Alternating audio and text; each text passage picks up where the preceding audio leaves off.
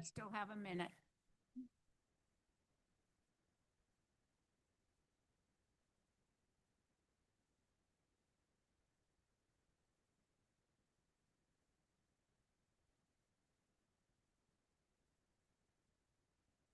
Seven o'clock, call to order the April 27th meeting of the Lafayette City Council. Let the record show that all council members are present. Can I have a motion for adoption of the agenda? So moved. A second? All in favor, say aye. Aye. It's unanimous. Please join in the Pledge of Allegiance. One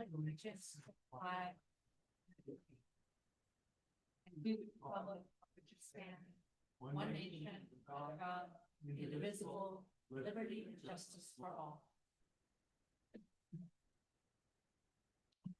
Right, this is an opportunity for public comments. If anyone would like to address the council on an item that is not on tonight's agenda, but is within the purview of the city council, you have 3 minutes. City Clerk Robbins, are there any speaker slips? Mayor Anduri, I have no speaker slips for persons in the Don Tatson Community Hall, and I have no hands raised in our virtual audience. Okay, so we will move on to item number 6, the city manager's update. Thank you, Mayor Anduri, and this is an update from the city departments. The Spring Vistas has been mailed to all households. I'm assuming you've all received your copy. This edition covers the City Council's top priorities, ongoing challenges in maintaining public infrastructure, including our aging community center. It also introduces the Mount Diablo Boulevard Corridor Multimodal Mobility Plan, which you will discuss later this evening. From Parks, registration for After School Awesome is complete, and we have a record number of children enrolled this fall, helping address the ongoing shortage of after-school care for elementary students.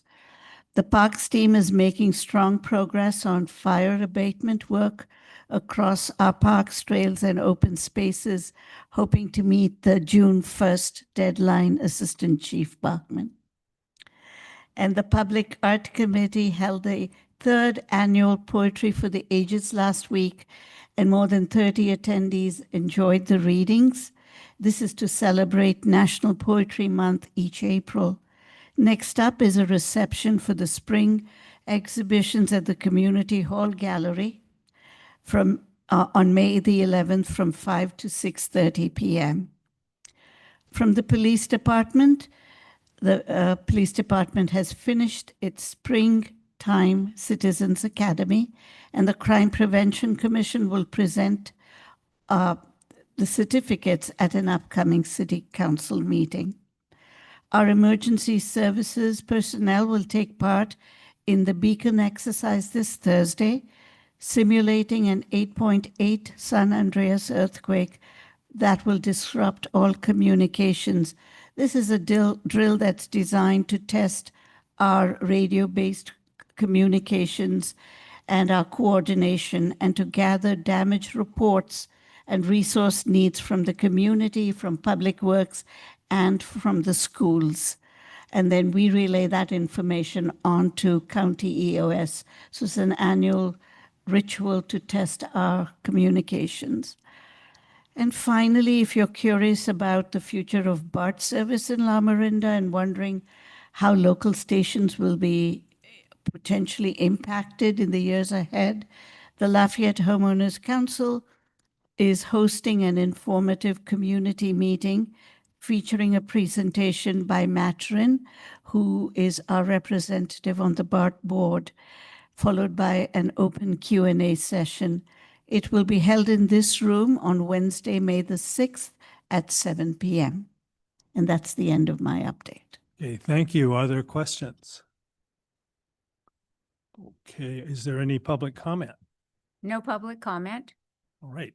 So we have 2 presentations this evening, and we will start with Assistant Fire Chief Chris Bachman.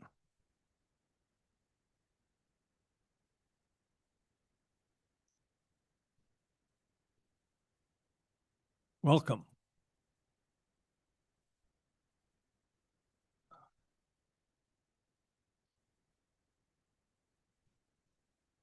Thank you, Mayor Anduri, council members, city staff, residents, and community members that are watching this evening or here present. This is a update that we like to provide for all the cities we serve. I'm the liaison chief for the city of Lafayette. So I'm here to provide the update April 2026 for the first quarter of 26 and a little summary of what we experienced call volume wise last year and what's new coming forward. So for 2025 accomplishments, we did Rodeo Hercules annexation. That was July 1 of last year. We have a new fire district website that we have rolled out. We have just recently finished our Fire Academy 61 and paramedic training.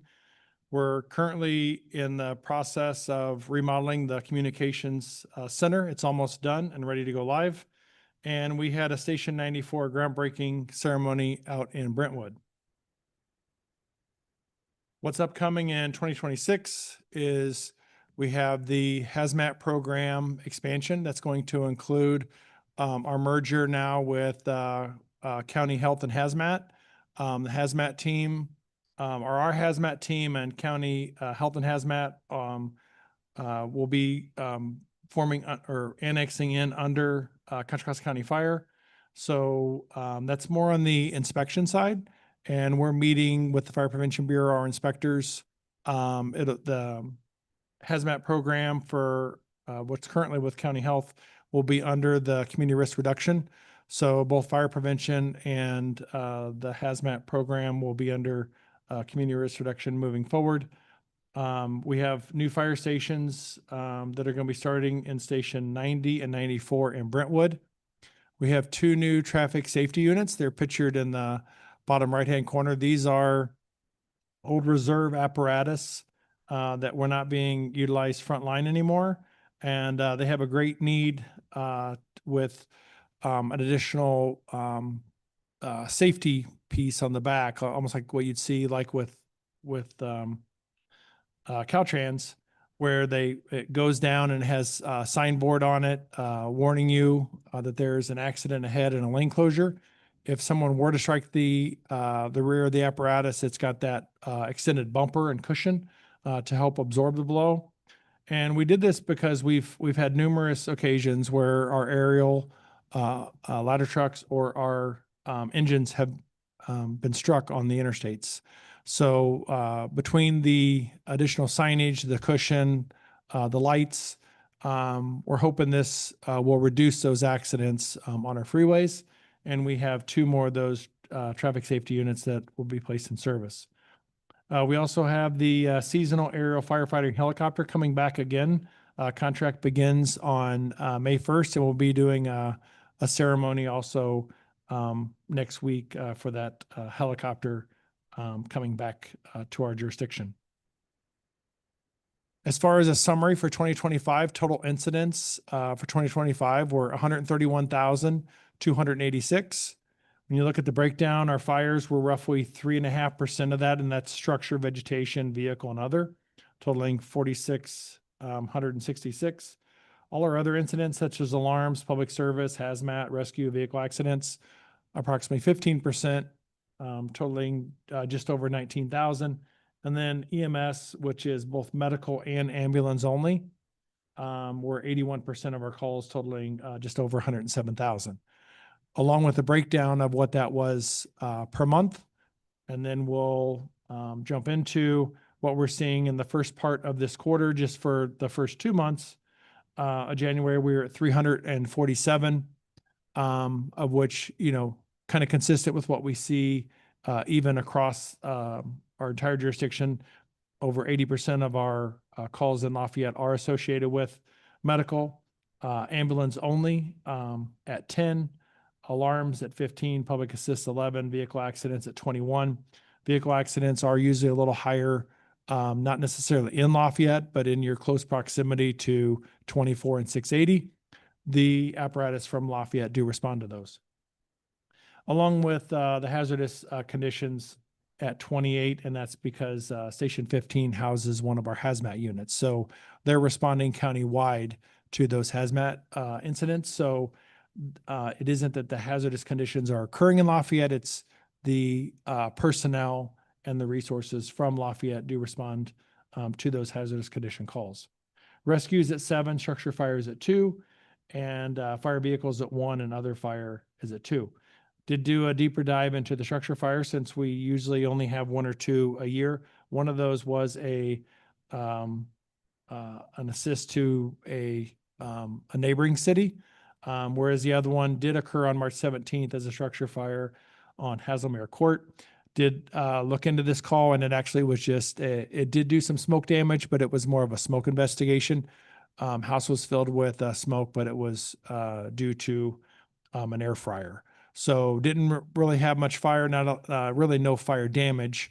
Did receive smoke damage, but that was our one, we'll say, true structure fire that was paged out in Lafayette in the first quarter of this year. And then wildfire preparedness. So we're wanting to make sure that everyone has this message of making sure they're protecting their home from wildfires. This includes home hardening, making sure they're creating defensible space. They have an evacuation plan. If they're not already FireWise, looking into becoming a FireWise community and understanding what Ready, Set, Go is. If you scan the QR code, this will take you to a Google folder that has all this information from home hardening, defensible space brochures, making sure you know your zone, how to sign up for the community warning system. All the information is in that Google folder if you scan that QR code via the electronic versions. So in addition, what's new? We're mapping all of our fuel breaks. We've been mapping our fuel breaks for several years now, but the mapping was really only utilized internally by us. And it was to help keep track of where we're putting the fuel breaks in. Most of the fuel breaks that are being put in are either being done through a CAL FIRE grant, which we had to upload via CalMapper when we did that. The Lafayette Walnut Creek Shaded Fuel Break is in that system of CalMapper. We had to report out on it. In fact, we just closed that, finished that grant, actually just under budget, and did a few more acres than we had originally committed to. We committed to doing roughly 190 and ended up just over 200 acres that we completed. So that was definitely a success, and where the cost savings that we had, we ended up doing a few more acres for that treatment. But with the mapping of that, we found that incredibly important to also map all the Measure X projects and locally funded projects that we're doing. And as I've given demonstrations around the county and talk about all the great work we're doing with Contra Costa County Wildfire Mitigation Program and Crew 12 and our contractors, everybody keeps saying, why can't we see these fuel breaks? Can we make them public facing? So we're going to do that. We're planning on making that public facing on June 1, and it'll also have a dashboard. So with that, we're following the new CalMapper format, which includes a data set that will be uploaded by Landfire. So Landfire is a data source that collects information of where these fuel breaks and where mitigation projects are occurring, really nationwide. This data set then is open, and a lot of our insurance companies will then pull that information into their catastrophic models.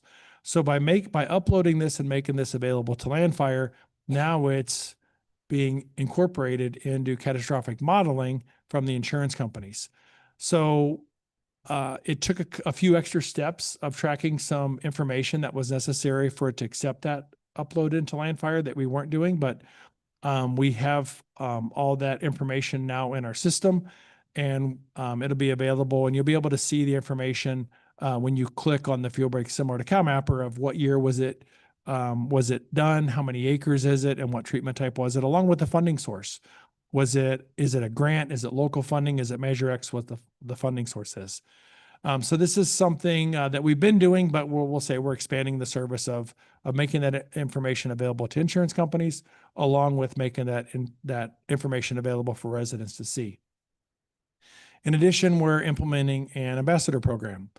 And this is a pilot program that's going to occur in Lafayette and Brentwood. We were just approved last month and then earlier this month by our fire board, who is also our board of supervisors, to enter into contract with two companies. One is Xyloplan and the other is Fireside. So Xyloplan is going to do a fire pathway modeling of the areas we're looking at, which identifies this is the most likely areas that are gonna, if a fire were to occur from an extreme wind event, where would they enter the community?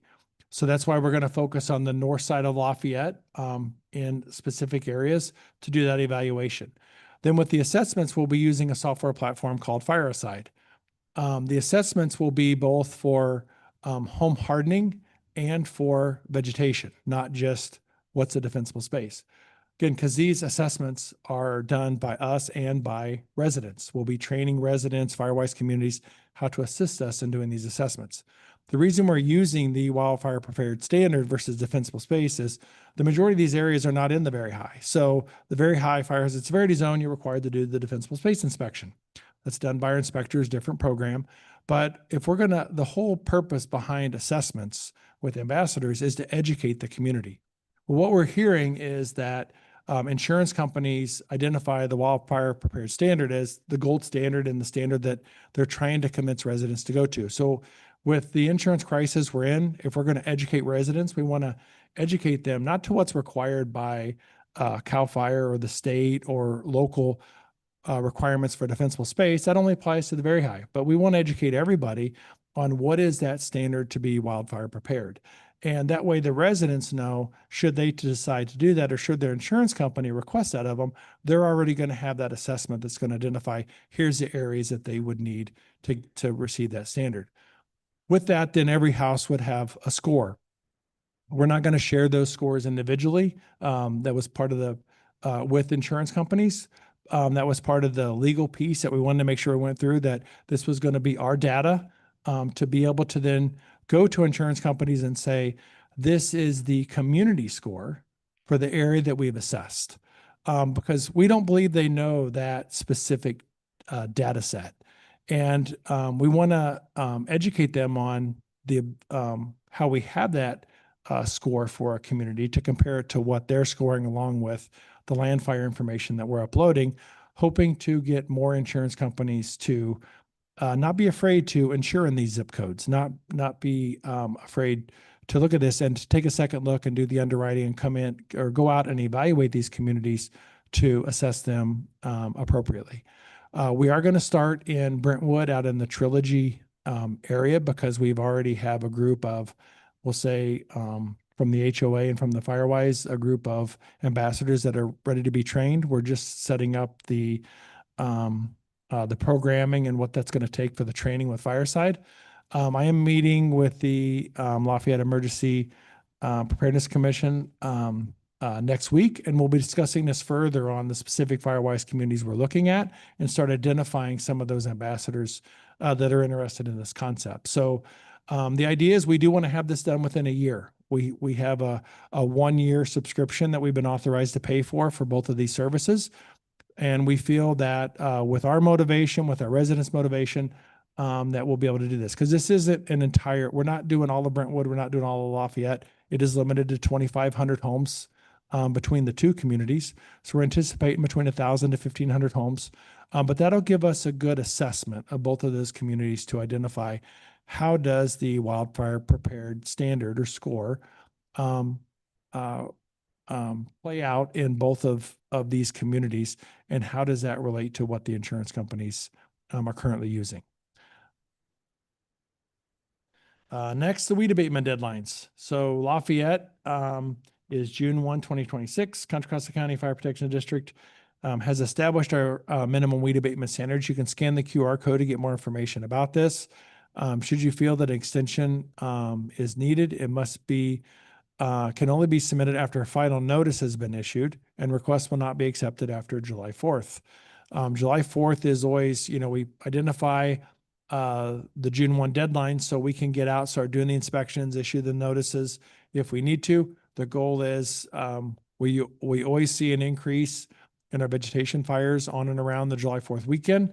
And that's also usually the time of year that things are really cured out. And from that point on is when we're experiencing our larger fires. If you need to report a weed abatement violation, please visit our website and, or you can scan the QR code for all the information. And I'll be happy to answer any questions. Again, reminder, make sure you're staying connected with us on Facebook, Instagram, or you can email our PIO should you have any questions, and I'm happy to answer any questions this evening. Hey, well, thank you very much. Questions? Chief Bachman, thank you for coming. We really always appreciate the work that Confire does in keeping our community and the whole area safe. If you could go back to the slide that had the ambassador program on that. And this is something I know has been talked about at the Emergency Preparedness Commission. It's great you guys are moving on this as a way of maybe leveraging your staff with citizens who are engaged and informed and trained by you. So I got one question on the assessment. So you said the idea was that you'll keep the assessments to Confire will keep the assessments. You're not going to share a homeowner score with that homeowner. Is that?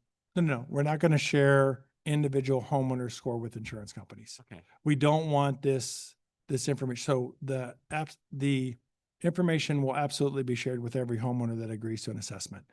It also, the reason we chose Fireside is it will map out every parcel and be able to show us a color-coded map of the areas that we've identified. How many were open to this concept of letting neighbors assess their home to score it to the national standard of a wildfire prepared standard. We recently attended ambassador training at MOFD to look at how they're doing it, because they're doing it to the defensible space standard.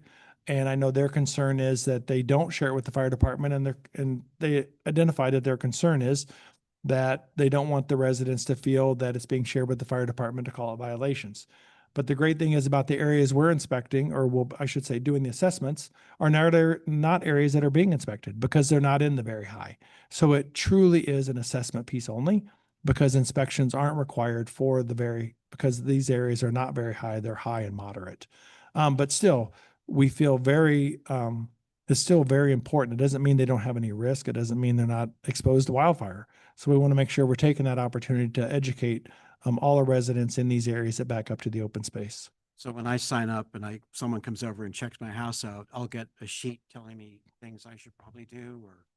It'll give you both the assessment of how your house scored, both in defensible space and vegetation management, along with home hardening. Again, none of these are going to be required to say you have to do any of them. It's just an assessment to say, if you're ever asked by your insurance company to say they would give you a discount, or maybe to prevent a non-renewal notice, that we've heard that insurance companies have done that. That way residents will already know this is what that wildfire prepared standard is. And this is the things that I would need to complete should my insurance company ask me to do it, or should you decide to slowly work towards that, knowing there's potential insurance savings down the road. And the idea here is to get enough of a sampling that's statistically significant or significant enough to pass on to the insurers to say, look, here's what the score is. We've got, out of the 2,500 homes, we got 2,200 inspected. I mean, yeah, that's why our goal is to try and get at least 1,000 in one community, 1,500 in another, or 1,250. We want over 1,000 at least in each community, with our cap being at 2,500. We feel that'll give us a very good sample to be able to identify and say, this is roughly what the community risk score is based on the standard that you're asking that would be ideal for you to have all the houses. We know it's not realistic that everybody's going to have 100. We've seen this down in Southern California, a new development called Dixon Trail, and where the entire community did receive that certification because it was all new construction. But the interesting thing is, 4 insurance companies went in there and have insured those $1.5 million homes for less than $1,000 a year. So we know that insurance companies recognize this standard, and they're giving huge discounts if everybody met it. My thought is, what if your community score is a 70 or an 80? It's not 100, but it's still worth something. I think the problem is we don't know what they're estimating the community risk score based on home hardening and vegetation management towards this standard. So if we're able to provide them that score of it's a 70, it's an 80, whatever it is, We're hoping that that's probably better than what they're estimating it at. I think it's going to be a great pilot program to evaluate the two areas, and we're hopeful. We do need the community's assistance with this, and we're hoping that based on the input we've already received from these Firewise communities, that we're going to have the initiative to keep this moving forward to come up with at least 1,000 assessments in both communities. Thank you. Thank you very much for the briefing. It's always great to hear from you. This question, and I know it doesn't directly apply to most of the homes in Lafayette, but we're hearing in the news this new zone 0, or now it's 1 foot or 2 feet instead of 5 feet of clearance. I don't know if you can give us an update on where the state's still trying to figure out what the standards are, because I've just been in the news. I don't know if there's anything you can kind of provide some clarity to us about that. So they've updated the draft document to identify and reduce what I'd say with the true zone 0 of no vegetation, no mulch, nothing, has been knocked down to 1 foot. And then the vegetation would be limited to the distance of the eave or up to 3 feet. So it's reduced by a couple feet. The fence requirement is still listed, although their current proposal is, instead of having the 3-year implementation timeline, the proposal does push the fence requirement back to 5 years. Again, this is all draft, still hasn't been voted on, but they're basing it off of public comment, and there was a lot of public comment about the concern and the cost and giving enough time. So they've taken a phased approach of saying, would the Board of Forestry, would the state, and would the community accept a phased approach of reducing that down to absolutely nothing in the 1 foot area within the roof overhang, or 3 feet, reduced vegetation and what's allowed. There's certain types of ground cover and potted plants that are allowed. And then in that 3 to 5 feet, then you could have shrubs or vegetation, along with the fence is still not required or not allowed within the 5 feet, but giving a greater time. The original proposal was 3 years. The new proposal is to go up to 5 years. But it does fall back and say it's up to the local jurisdictions to adopt that timeline. So it would be one that will definitely, if that's the way it moves forward, we recognize there'll need to be a lot of town hall meetings, public comment, listening to input from residents, taking recommendations from staff and elected officials of what kind of timeline they think would be acceptable for their community. Great. And do you have an idea what time frame we're talking about? So I think I'm not sure the next date. We believe we'll know more going into June when they set the next date of the meeting. There was still a lot of public comment. It went on for over 3 hours after the presentation, along with people were still able to write in. So I think they're still tallying kind of all the public comment to see, does this seem like the new draft is going to be acceptable? And communities, citizens, elected officials, everybody are going to stand behind it, or do they still need to make some more modifications? So more to come. Great. Thank you. Just a clarification, we're talking about the very high fire severity zone here, right? Or it's high fire? Yes, that is only in the very high for the local responsibility area. That's right. And just in my purpose of doing, I think, is I agree, most Lafayette's not going to be bound by it, but I think still people look at it as a best practice. And so I think it's kind of, it has guidance value even if it's not mandated for most of us. Thank you. So to follow up on the ambassador program, are you going to bring that back after you guys have tallied all your stuff? Are you going to bring that back to us, or at least to our Emergency Preparedness Commission, kind of what your results are? I'm Yes, just interested. absolutely. Because if this is successful, it's something that we want to do it in phased approaches in other areas of our jurisdiction that are that have areas in the very high and that are experiencing issues with insurance, especially if this helps. We think at a minimum, we know it's going to educate residents. That's the whole idea of an ambassador program. But we're hoping that by tracking the data, tracking the results, it has another positive outcome on maybe providing a little bit of relief on some insurance premiums. Thank you. Yeah, thank you very much for this presentation, for all of these updates on really, really good work. I have a question for the traffic safety units. How will they be dispatched? You have two, you said, but they're to cover all the freeways? So we have three now. So we already had one. We had two more that we've implemented. The idea is that we would have one in Central, one in West, and then one in East. So the idea of the corridors that they would be provided on are 24, 680, and Highway 4, and then I-80. And as far as, the exact station they'll be placed in, when they're called out, like we're still working through that and trying several different models to what works well. But we have had a very positive results so far. When it is out there, we'll say slowing the traffic down, providing that notification of what's ahead. And we've received a lot of public comments back from communities on social media. We're making posts about it, along with other fire agencies reaching out to us, asking us how we did it, what did it cost, kind of tracking our success with it as well, considering doing something similar. Oh, that's great. Yeah, I think it's a fabulous program and we want to keep your crews safe. That's the really important thing while you're keeping other people safe and helping them. Fabulous. One question for community warning system. I'm wondering when the evacuation notices are put out, if they're just a warning, do you send a CWS push to subscribers? Yes, whenever there's a change. So, because the idea of if we have a fire and we're going to put a certain zone in warning, that's kind of the heads up of you're probably seeing smoke, you're probably hearing a lot of sirens going off. There is a fire in this area, and stay tuned, but be prepared to evacuate. Along with that notification should let residents know, should they have mobility issues, should they have concerns about are they going to be able to, how long is it going to take for them to get their pet, grab their medication? That's the time to be doing all that. So in the event that does come out, they're ready to walk out the door. If residents aren't comfortable, they're seeing the smoke build, they're still hearing agencies respond. We always say, respond before that notification goes out if you feel more comfortable. We'll keep you informed when we feel it's necessary to respond. The idea is that then when it's that transparency countywide, because we tell people when you sign up for CWS and then you go to the alert wildfire cameras, you're going to see how big the column of smoke is.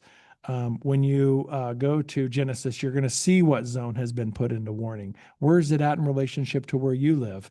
Has it grown? Did you now see that one zone has went from warning to now evacuation and 3 more zones are now in warning? A lot of these things are going to provide, we'll say, situational awareness to residents of what's going on. Okay, great. Thank you. Okay, is there any public comment? At this time, the city council is taking public comments on item 7A, and we take public comments for persons in the community hall first, and then persons in our virtual audience. I have a speaker slip from Brian Parsons, and you'll have 3 minutes.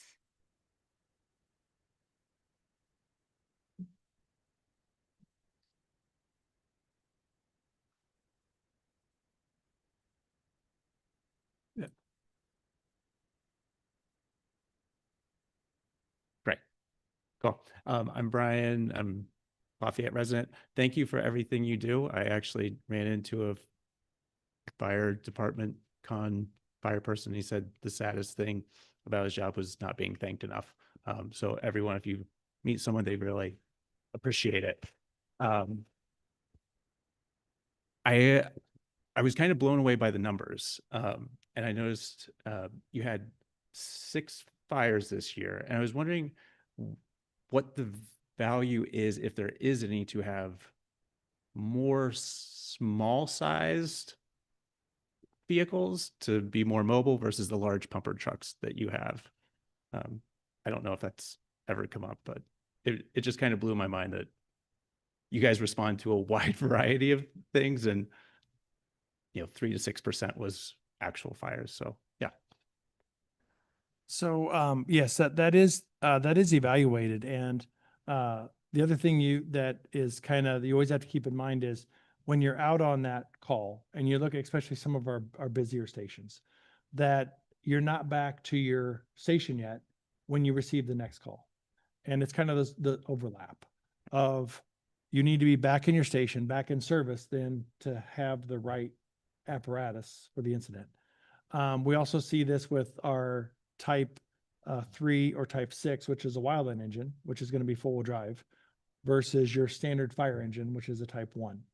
So if they're out on a medical call and they're in their type 1 engine, and then all of a sudden there's a wildland incident and they need the wildland engine, they got to make that determination of, am I going to go back to my station to get the wildland unit, or am I just going to go ahead and go to the incident in the type 1 because maybe structure protection is needed. But that communication is done with dispatch. It's done with their battalion chief, as they're responding of, I'm going to go ahead and respond so I can get there in less than 5 minutes to the incident, knowing that maybe we need to now request one additional type 3 or type 6 wildland engine from another station, so we have that full response that we normally get for a wildland unit. But the idea is that we want to keep our vegetation fires small, because the smaller we can keep them, whether it's a structure fire or whether it's a wildland incident, if we can keep it small, you knock down a residential structure fire immediately, you keep it to room and contents.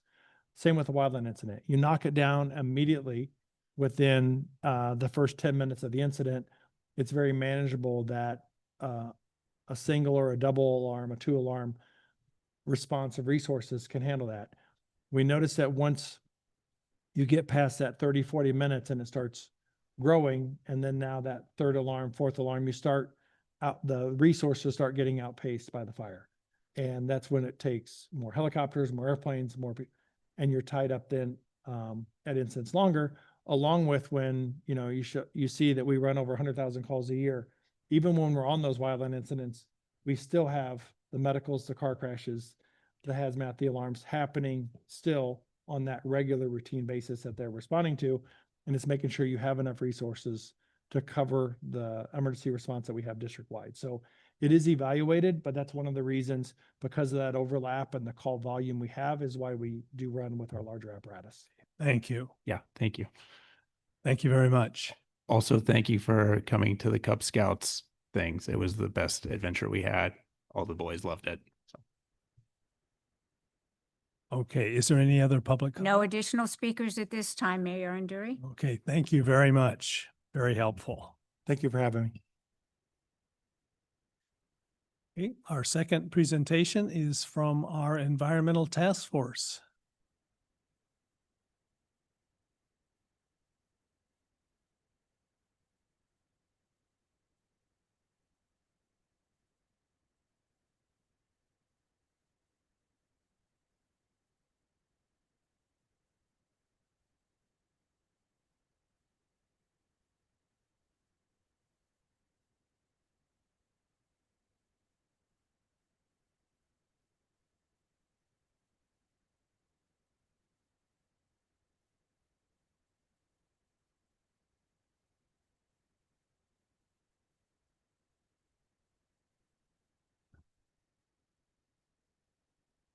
Good evening, Council and everyone. My name is Nicole Zittel. I am the City Staff Liaison to the Environmental Task Force, and I am joined by a few of our task force members. I'll let them introduce themselves.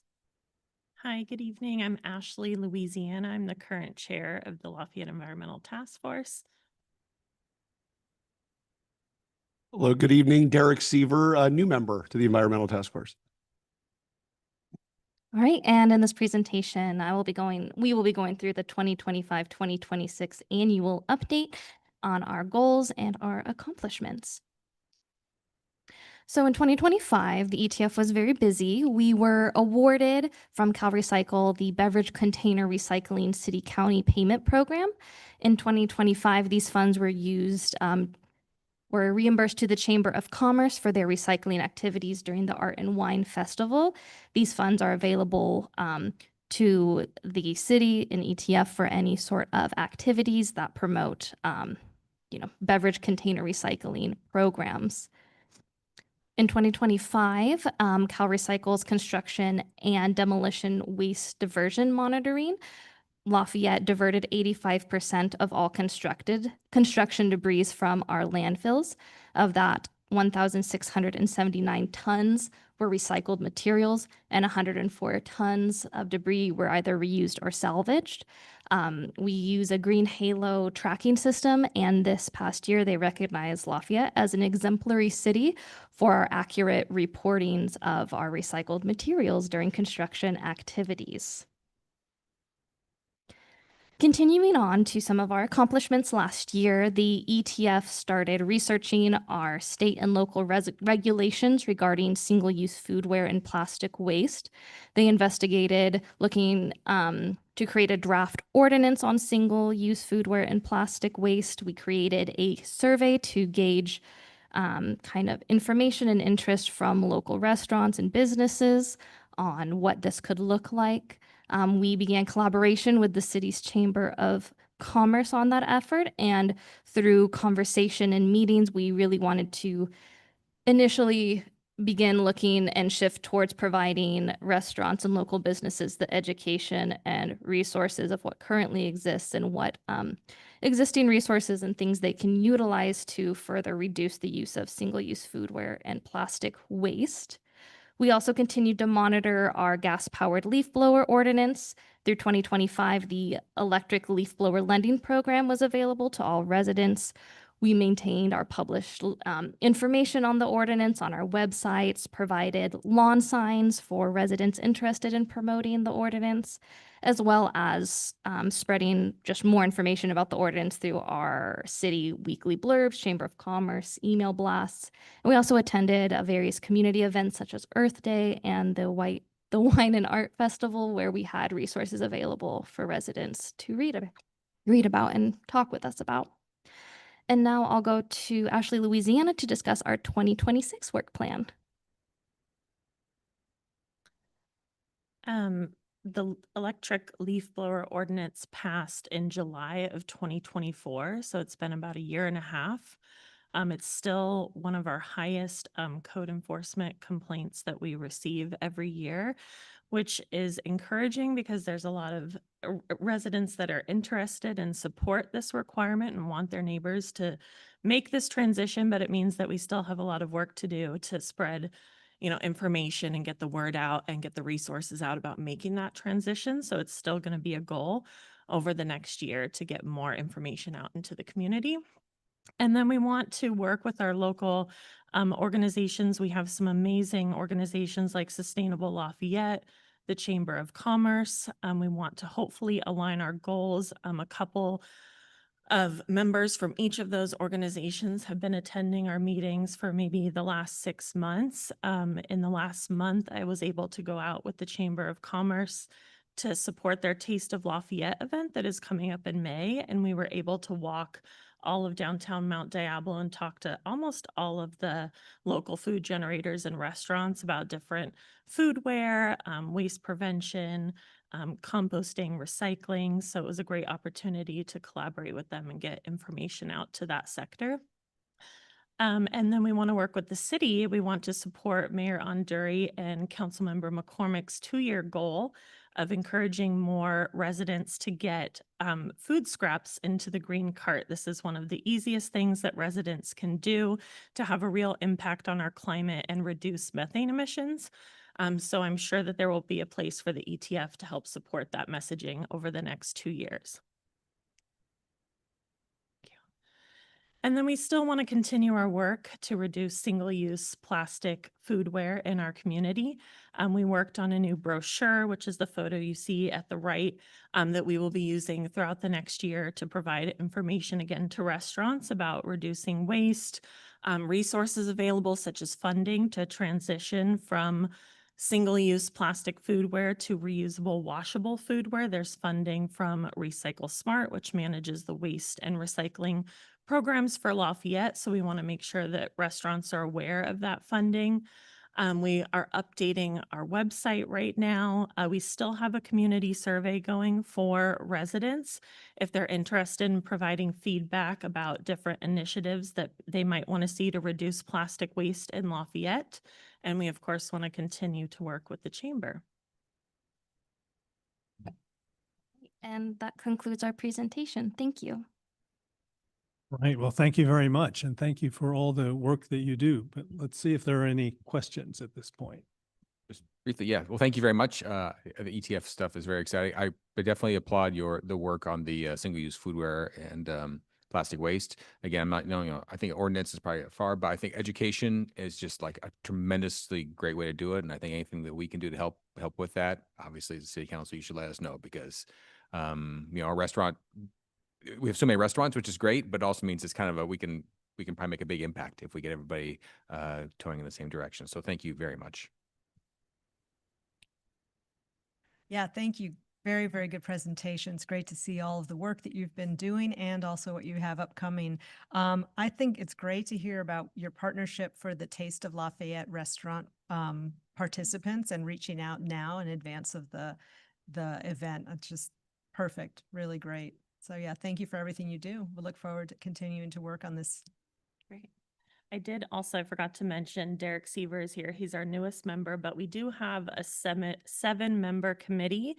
We have 4 members right now, but we have 3 vacancies that we would love to fill.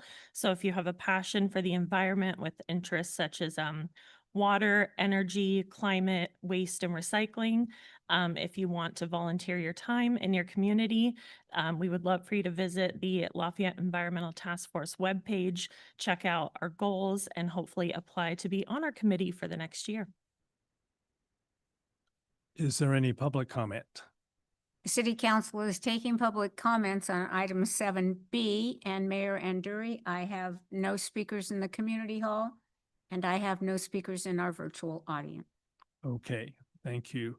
And I thank you very much for mentioning the mayoral initiative to get more of the food scraps into the green cans.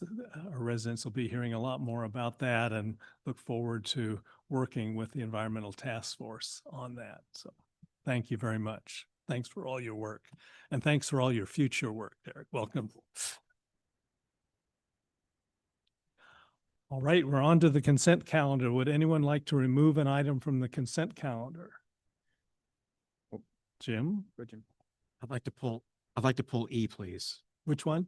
E, Okay, Plan Bay Area 2050 plus. okay. Any, I do not want to pull item 8D, but I just want to note that my my vote on that will be abstain. No, I did not have a conflict or recuse myself, but since I have a personal interest, I just want to make my notice of abstention. And I checked with the city attorney, and this is the right way to do it. right? Any other items? Is there any member of the public who would like to request that an item be removed? Mayor Anduri, we've seen no requests. Okay, so can I have a motion for approval of items 8A, B, C, D, and F? So moved. Is there a second? Second. All in favor, say aye. Aye. Aye. All right, so we will cover E under item 14. Okay, we're on to item 12A. Patrick Golier, you're on. The downtown parking management study, which we have been eagerly waiting for.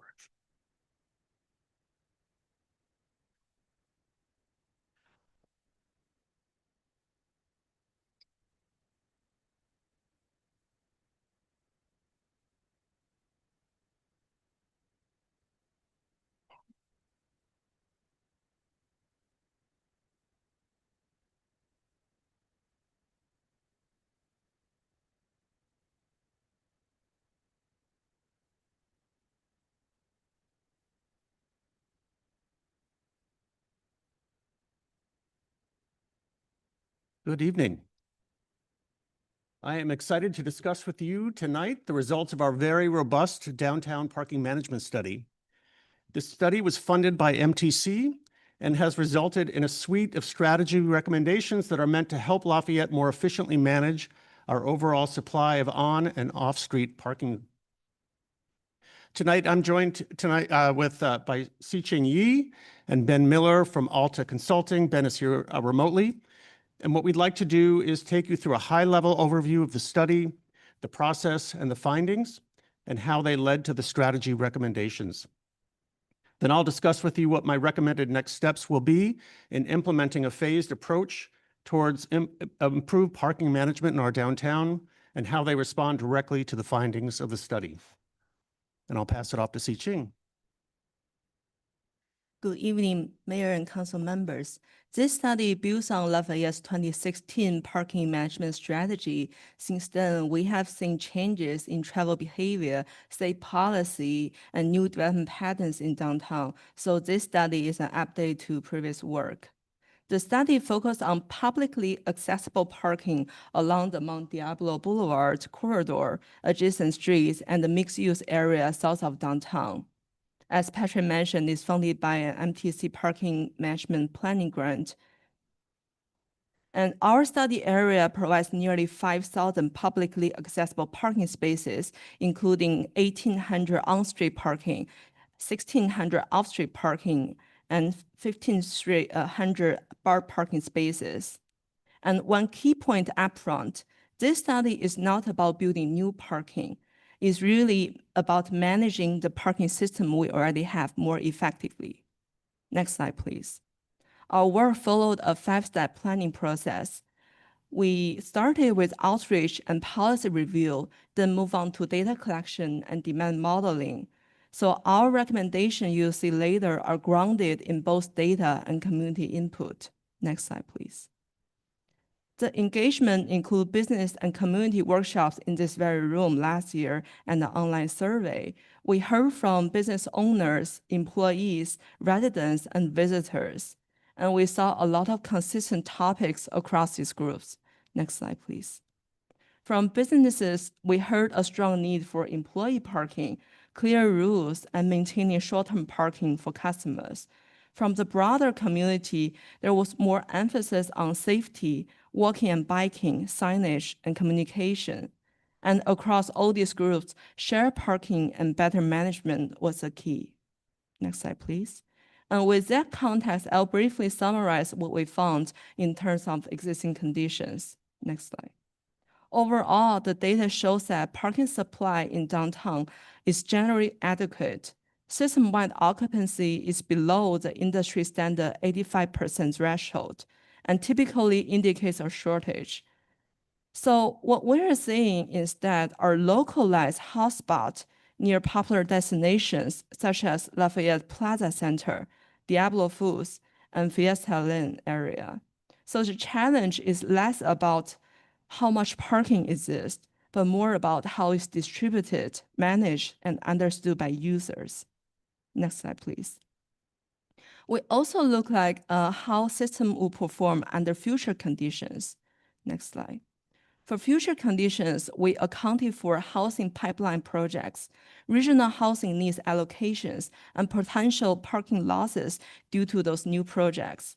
And even under the most conservative assumptions, the system continues to perform well, meaning there's still enough capacity to meet the demand in the future. So this reinforces that the focus should be on better management and shared use rather than building new parking. Next, please. Parking decisions are also shaped by broader policy context at state and regional levels. Lafayette has already been moving towards a more balanced, multimodal approach. State policies like AB 2097 and regional policies like MTC TOC policy limits new parking requirements, especially near transit. So overall, the policy direction supports demand management, multimodal accessibility, and shared parking. Bringing all of that together, here are some key findings. Next, please. One of the biggest issues we found is employee parking. There's a mismatch between where long-term parking is available and where employees need to be. And that leads to employees using customer spaces or create safety concerns when employees need to walk longer distance, especially at night. So the key solution is coordination, not new parking supply. Next, please. Another key issue we found is fragmented management. Parking is managed by multiple entities with different rules and systems. In fact, over 75% of off-street parking in downtown Lafayette are owned and managed by private entities. From a user perspective, Unclear pricing, time limits, and regulations create a lot of confusions and frustrations.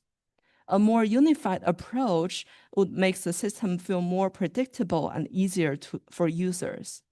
Next, please. We also see inconsistency in regulations and enforcement. Different time limits and rules across blocks complicates decision-making for users. And simplifying and standardizing those rules can improve compliance and make enforcement much more efficient. Next, please. Related to that, many users simply don't understand where and when they can park in downtown. Signage can be confusing, and there isn't a clear, unified identity for parking in downtown. So improving communication and wayfinding is one of the fastest way to improve the user experience. Next, please. Finally, we found that parking is significantly underutilized. Overall, peak occupancy is only around 55%, which means there are thousands of spaces available even at peak times. So what people experience as a shortage is really a perception issue driven by uneven demand and limited information. Next, please. Lafayette is really a dynamic small city with historic walkable downtown and great momentum to support a clear vision statement. Next, please. The goal here is to create a parking system that is predictable, fair, and adaptable. And importantly, parking management works together with improvement to walking and biking. So it's really about access to downtown, not just parking itself. Next, please. Walking and biking connections, such as the aqueduct pathway, makes it easier to park once and access multiple destinations without moving your car. And improving lighting and safety really helps both customers and employees feel more comfortable using those connections. Next, please. These guiding principles shape how we evaluate strategies. Our parking system should be equitable, easy to understand, and adaptable over time. There's also a strong emphasis on supporting local businesses, optimizing existing supply, and reinforcing a park once downtown environment. Next, please. To organize the recommendations, we grouped them into 5 areas: policy, management, operations, supply, and communication. This helps translate the big ideas into specific actions. Next, please.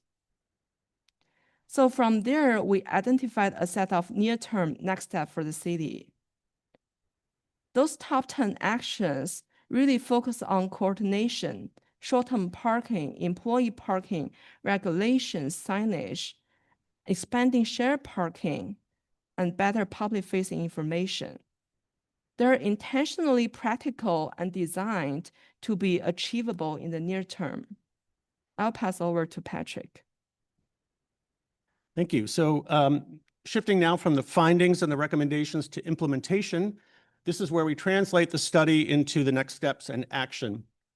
And the key takeaway here is that this plan is focused on managing what we already have, not building new parking. So as a next step, we're prioritizing foundational, high-impact, visible actions. So visible improvements that'll immediately improve how the system functions for users. Among other things, that means focusing on clarity, coordination, and utilization, making it easier for people to understand where to park and making better use of existing spaces. And this is implementation is being structured as a phased approach so we can remain flexible and adjust over time based on real data and real experience. So phase 1 is about getting the fundamentals right, and we've organized this into 4 key areas. First, parking data and inventory, so understanding what we have and how it's being used. Second, employee and shared parking. This directly addresses one of the biggest issues we heard about, which is the issue of long-term employee parking, as well as identifying opportunities for opening up additional parking supply through shared parking agreements. Third, rules, enforcement, and governance. So this is simplifying and making the system more consistent. And then finally, information and wayfinding. helping people actually find available parking and understanding how the system works. To make this more concrete, these are the types of actions we'd be making in phase one. And this includes developing a comprehensive inventory of both public and private parking supply, incomplete. So not just what's currently publicly accessible today, but the complete amount of public parking supply, and establishing a basic data program so that we can track performance over time. On the employee side, it means identifying and facilitating expanded long-term parking options, often in partnership with private parking owners. It includes initiating shared use agreements to unlock underutilized parking, and then simplifying parking rules, improving enforcement consistency, and developing clear maps and public-facing information. So this slide gets at the outcome of phase one, what will actually be different. So by the end of this phase, the parking system will be better understood through a complete inventory and ongoing data tracking. It'll be easier to navigate, clearer information, and improved wayfinding. It'll be more predictable because we'll have more simplified and more consistent rules across downtown. It'll be better balanced, particularly by expanding and organizing employee parking options. And finally, to become more adaptable because we'll have the tools and the data in place to adjust the system over time based on how it's actually performing. So stepping back for a moment, this is why we're recommending starting with those actions. First, the approach directly reflects what we heard from the community and the businesses, particularly around employee parking, confusion about rules, and difficulty finding available spaces. It also focuses on improving how the system functions without requiring new construction. It prioritizes visible, practical improvements, so things that users will see and notice on their day-to-day experience. And it sets us up for better decision-making in the future by establishing a data-driven foundation so that additional strategies are based on how the system is actually performing. In terms of implementation, I'm envisioning that phase one is designed to be primarily staff-led. We would be using targeted consultant support for more technical components, primarily the data collection and wayfinding planning, with an estimated cost over a 3-year period of approximately $80,000 to $160,000 a year. So this is a relatively modest investment focused on improving how the system functions rather than building new infrastructure, which is much more costly. And many of these actions can begin incrementally using existing staff resources.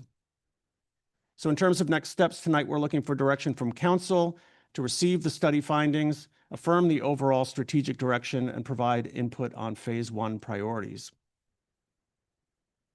Thank you. All right, thank you very much. I really appreciate the precise way that you presented that. Thank you very much. So what we'll do is take questions from council members, and then we'll have just questions, and then we'll have public comment, and then we'll bring it back to the council for discussion. So question time. Yes, just questions for now. And really, thank you. And I will say, though, fantastic. Nice, succinct presentation. It was terrific. I'm curious that you're leading with the kind of more data acquisition, because it feels like we've had multiple reports lately. I mean, I'm kind of curious why you would prioritize that in phase one. The other items seem, I understood, but more data study, more kind of evaluation. Do we not have everything already? Well, we've got a great data collection effort done in 2024 by Alta. What I want to do now is expand that and identify all the parking in downtown. So that would be parking that's currently not publicly accessible that we may want to open up for potential new uses or shared uses. Okay, so that phase one you had then, are those sequential items? Do you need to complete the data acquisition or the data kind of thing first before you do steps 2 through 5, or do you measure them? It can be no, it can happen in alignment with the other steps. Great, thank you. Well, just a follow-up, given what you have now for the last few years, how much more work do you think it would be to get a complete inventory? Yeah, okay. So basically, the study was done 10 years ago, include a broader inventory of the downtown parking spaces, and that study counted over 11,000 spaces, and all of them, about like 5,000 are publicly accessible, meaning like a little bit over a half are not publicly accessible. They're completely private. Okay, but you're talking about being very granular about identifying the property and the number of units on each property? Is that what we don't have, and that's what you want to do? Yes, that's what we want to do. So we want to understand the total parking supply, not just the 4,500-ish that are currently publicly accessible. Okay. I think we can make comments afterwards, but thank you. Yep. Mhm. Okay, other questions? Okay. Thank you. I agree with what you guys are trying to get here, and the data collecting is excellent. My bigger question is, I thought we were in order to be able to develop a transit-oriented development on BART, we had to have this parking study done as part of a transit-oriented community, and part of me seems to see this as, you know, I thought our parking management was going to go more in the direction of, if we get a development on BART, how are we going to survive that if they have no parking? And so I know this is a phase one, but I think it's actually part of the requirements. I mean, Greg could probably say if I'm wrong, but I thought that was part of the requirements for us to be able to do. And I was just wondering when that is going to be coming into this parking management study, if not in phase one. And just as a corollary to that, and you can build this in, I was going to ask how the BART lot situation was factored into And this. yes, all that. Because if the BART lots were to be developed, what would that mean for our downtown? I understand, oh, I guess the preliminary question is, I understand you took into account our housing element and the RENA numbers, and you took that into account. You looked at the spots we would lose, and you concluded we still had enough space. But I didn't see an explicit recognition of the BART lot situation, and what that would mean if we didn't have BART lots and people who were taking transit were then looking for spaces. Is Ben Miller? Ben is the one that did the future parking demand analysis. I can also briefly talk about the high level numbers. So our assumption include like 12 different housing projects that totaling over 300 housing units, plus the over 600 units under the regional housing needs allocation. So those two combined, we have over 900 units. That's like all over the downtown area, not just BART parking lot. And currently BART occupancy is That only does like not include the 53. BART parking lots. That does not. I just want to make sure that's clear. That it clearly does not include the BART parking lot. That's why And our we're rate was asking. Does 2,000. not include BART parking. That's why we're asking the, No. that's why we're asking the question. That fits in. Yeah, thanks. Parking occupancy is currently at about 53%. BART ridership is still recovering from COVID, but not there yet. So 53 is what we have now, meaning they do have like enough capacity to lose to build new housing. Yeah, I guess my part of the question was, I understand what the current situation is, but looking to the future, how did you build in, I understand how you built in our current cycle, RENA cycle, but I didn't see building in what might happen with BART parking, because if all the lots are developed, there's going to be zero parking. That's also where walking and biking connections kicks in. Yep, but the future analysis did not assume any loss in BART parking because we don't have anything concrete from BART yet. It was focused on the RENA allocations and the housing element. Okay, good. I just want, well, I want Yes. to make sure I hadn't missed anything, but then I also wonder then where, well, Yes. we'll talk about it. I have one more. Yep. So can we, I don't know if this is the right place to add this, but I mean, I've seen a lot of big charging station, you know, like the ones over in Lunardi's and stuff like that. Is this the kind of study that should include banks of charging stations?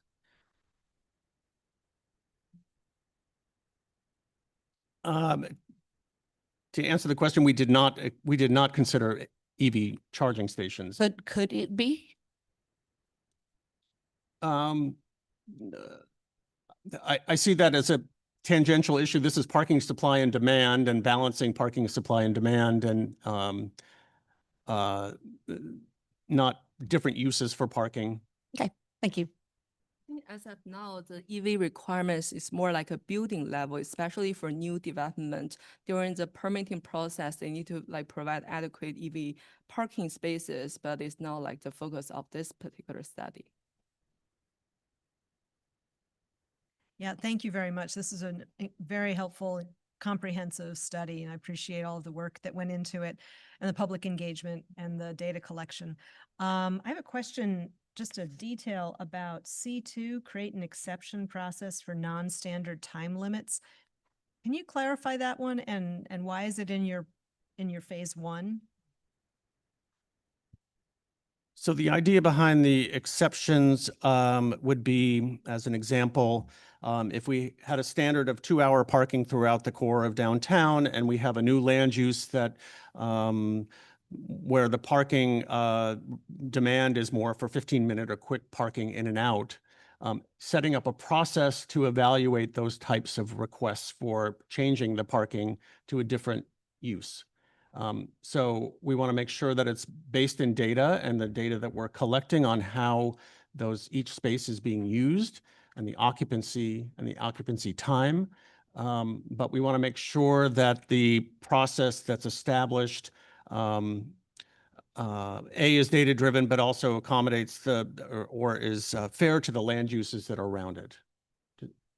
Have you been getting requests for changing Yes. the time Yes. limitations? But they're one-offs, and I don't have a process for considering how would I consider that versus the business owner that's next door to it that wants longer term parking, as an example. Yeah, okay, I understand. Thank you. I think I know the answer to this, but there's no recommendation for a parking structure, a municipal parking structure further out. Why is that?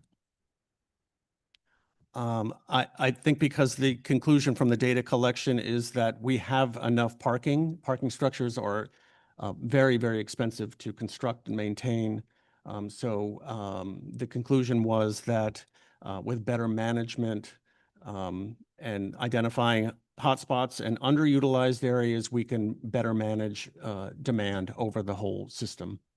Okay, and my last question, I noted that you talked about changing behaviors to park once, walk. What are the possible approaches for making that change in behavior? How would you go about that? So I think I see this study as being a foundation to the multimodal study that I'll be talking about next, so that we've got the infrastructure, both the urban design and the walking and biking infrastructure that can help to make the entire network feel more comfortable so that people don't feel like, okay, I'm going 3 blocks, I'm going to get back in my car and make a very short trip and circulate through the system looking for more parking. So the idea is to have the systems and the network in place to make people want to just park once and then walk from destination to destination. Okay. Yeah, I understand that. I mean, we do have sidewalks in downtown, which is really great and a large part of it. And so they're a facility that exists. And so that's where I was thinking that, well, if people aren't using them and they're driving from lot to lot, how else could you incentivize or encourage? Right. We know that the crossings are uncomfortable. Many of the crossings are uncomfortable for people. Mm-hmm. Being on a bike is not comfortable for many people and in a lot of streets on downtown. So it's looking at the whole network. Okay, great. Thank you.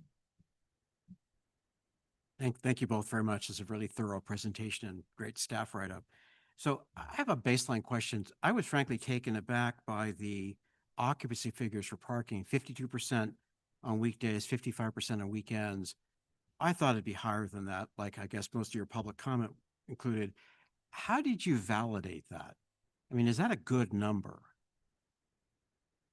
Yeah, so basically that overall number you're saying like 50 or 5% are the entire downtown, including downtown core and east, west, and the mixed use area south of downtown core. So that's basically everything. But if you look at just downtown core for off street, that overall occupancy will be 70%, and for on street that 50%. So 50% for on street, that's still like low. And another reference is that we have about half meter spaces and half unmetered spaces. So, it's fair to assume people just prefer unmetered spaces over metered. And we do have some hotspots nearly 99 or even 100% occupied. For example, the Lafayette Plaza Center, the Diablo Foods, and some little private lots, near the Fiesta Lane area. But, just across the street or next door, we have Safeway parking lot only 50%, or Wells Fargo across the street just 20%. So that, combined, we have 70%. There's still space available, just not in front of their destinations. Okay. And then in terms of the data collection process, I'm thinking you've got almost 5,000 parking spaces in the downtown. That seems to me like a big number. Can you actually track that? Can you put it, is there a system you could put it in, GIS or whatever, where you could really put all the raw data in and say, look, here's our output in a way that we can understand that? I don't know this space, but I'd be curious, like, can you really manage that process? Yeah, so we have different data collection methodology for different areas. For private lots, we actually got some other data firm providing that data to us on an hourly basis. So that is pretty accurate and also very frequent. And for other areas, we collected data through a data vendor. They do like 4 times a day on both weekday and weekends. So we also did some spot check using the near map data. Basically, it's an aerial photo taken by, just airplanes. So we can just zoom in and count occupied parking spaces for some locations. So we believe that's a pretty accurate data set. Okay. And I may be jumping the gun on this, so please tell me, but one of the key elements is the employee parking part.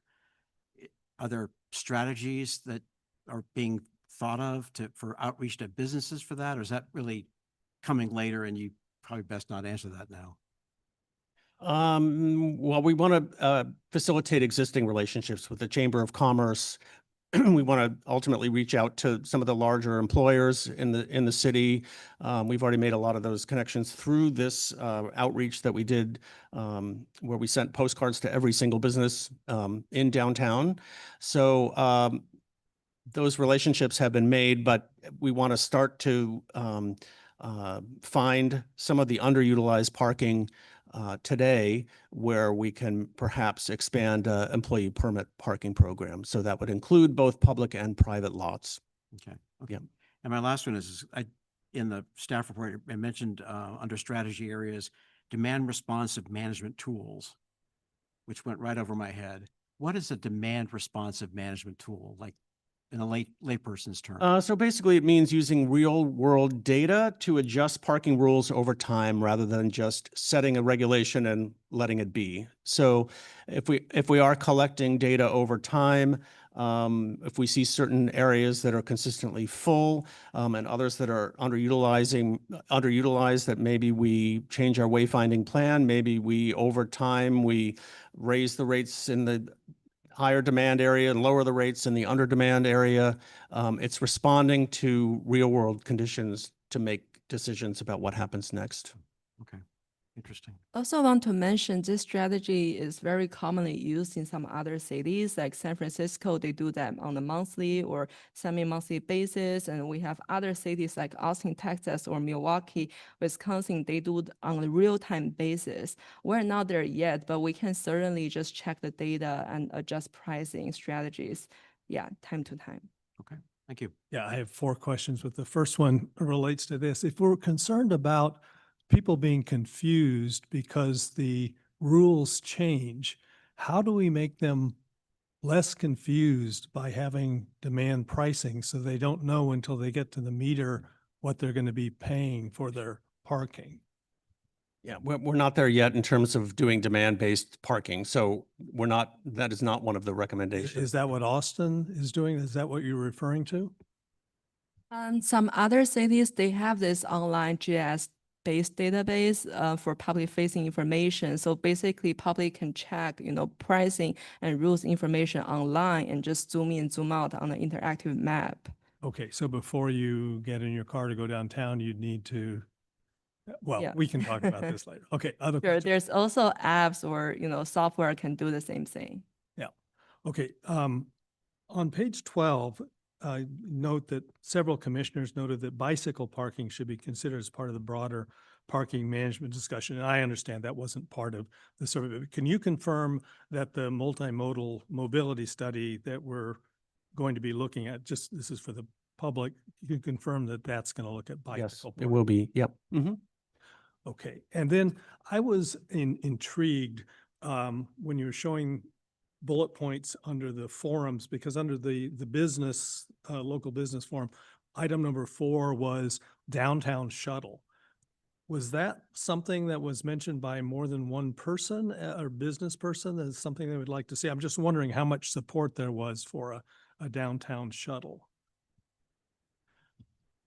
I recall at least one person mentioned that during the business workshop, but it's more suitable for, a standalone parking structure at the edge of downtown so that we can transport people from that parking garage to the rest of downtown. But it's not the case for our recommendation. Okay, yeah, I'm just wondering. And then you just mentioned the example of you'll have public parking and then across the street you've got Safeway or you got Wells Fargo. What do other cities do? If you can just give an example of coordinating, let's see, where is it? One of the, managed downtown parking as a coordinated system is one of the top 10 items here. What's an example of, how is that done? How do you coordinate the downtown parking as a coordinated system? Yeah, go ahead. Okay. I was going to say that could mean a number of different things. We could align signage across public and private parking lots, clarifying rules and time limits, improving public-facing information like maps that would include both public and private, publicly accessible parking, and working with property owners to coordinate access and use. So it's a number of things to try to make the system feel like one system to users rather than disparate. Okay, so just as an example, would that mean maybe working with Safeway or Whole Food, well, the center across the street, so that they would tolerate or allow shoppers who are going to the south side of Mount Diablo Boulevard to park there and do their shopping? I'm seeing it more as making sure that the enforcement hours are consistent, that they're clear. Okay, well, there are no enforcement. No, I know, but the paid private lots are a different time than the public enforcement hours. No, I understand. I'm Yep. just trying to figure, because a lot of the chart that showed know that. the private lots were these lots along here. I'm just wondering, right now, they're free. You go in, you get a spot. How would that be more coordinated in a system, and how would that help? How would it help? Well, how would it be coordinated? What do you? I'm envisioning trying to bring the city and the private lot owners together to try to make it feel more like one system. I'm not sure if it's fully achievable because the city doesn't have any jurisdiction over the private parking lots, but we want to work together to make it, to the greatest degree possible, feel like one parking network. Okay, great. Thank you. Okay. Oh, further questions? One last one, I'm sorry. So I have this down as like up to 3 years for this phase 1. It's because this is going to come up later. So by like July 1 of next year, the end of the next fiscal year, where do you think we might be? We'll have the data collected, I would think, but we wouldn't have recommendations by that point. Is that fair? Are you talking about 26? I'm talking about July 1, 27. By July 1, 27, yes, we'd like to have parking inventory complete. I'd like to be on my way of setting up a more robust employee parking permit program in the city, identify opportunities for shared parking, have a process in place for that, and start to think about wayfinding and branding. Great, thank you. Okay, well then, final question on the timing. Your recommendation number 4 is direct staff to return to council with a detailed implementation work program. When do you anticipate that could be done? Where are we? April, June? Great. Yep. Great. Okay, is there any public comment? Yes, the city council is taking public comment on item 12A1, the downtown Lafayette parking management policy. We have 2 speaker slips for persons in our community hall, and I have 1 hand raised in our virtual audience. The first speaker is Kirk Wandy, to be followed by Sebastian Vollerig. And if I mispronounce your name, please correct me when you get to the podium.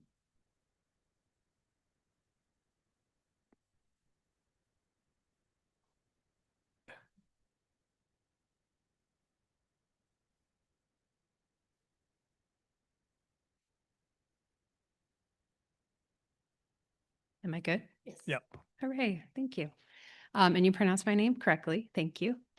Thank you for all these insights. My question really pertains to what Mayor actually, Carl Anduri was talking about in terms of coordination between public lots and the private lots. It seems to me, just as a resident and someone who's talked to a lot of business owners, the biggest issue with parking is ParkSmart and the practices that they've sort of employed around, I would say it's predatory in terms of meter maids coming out like right at 10 o'clock, ticketing people.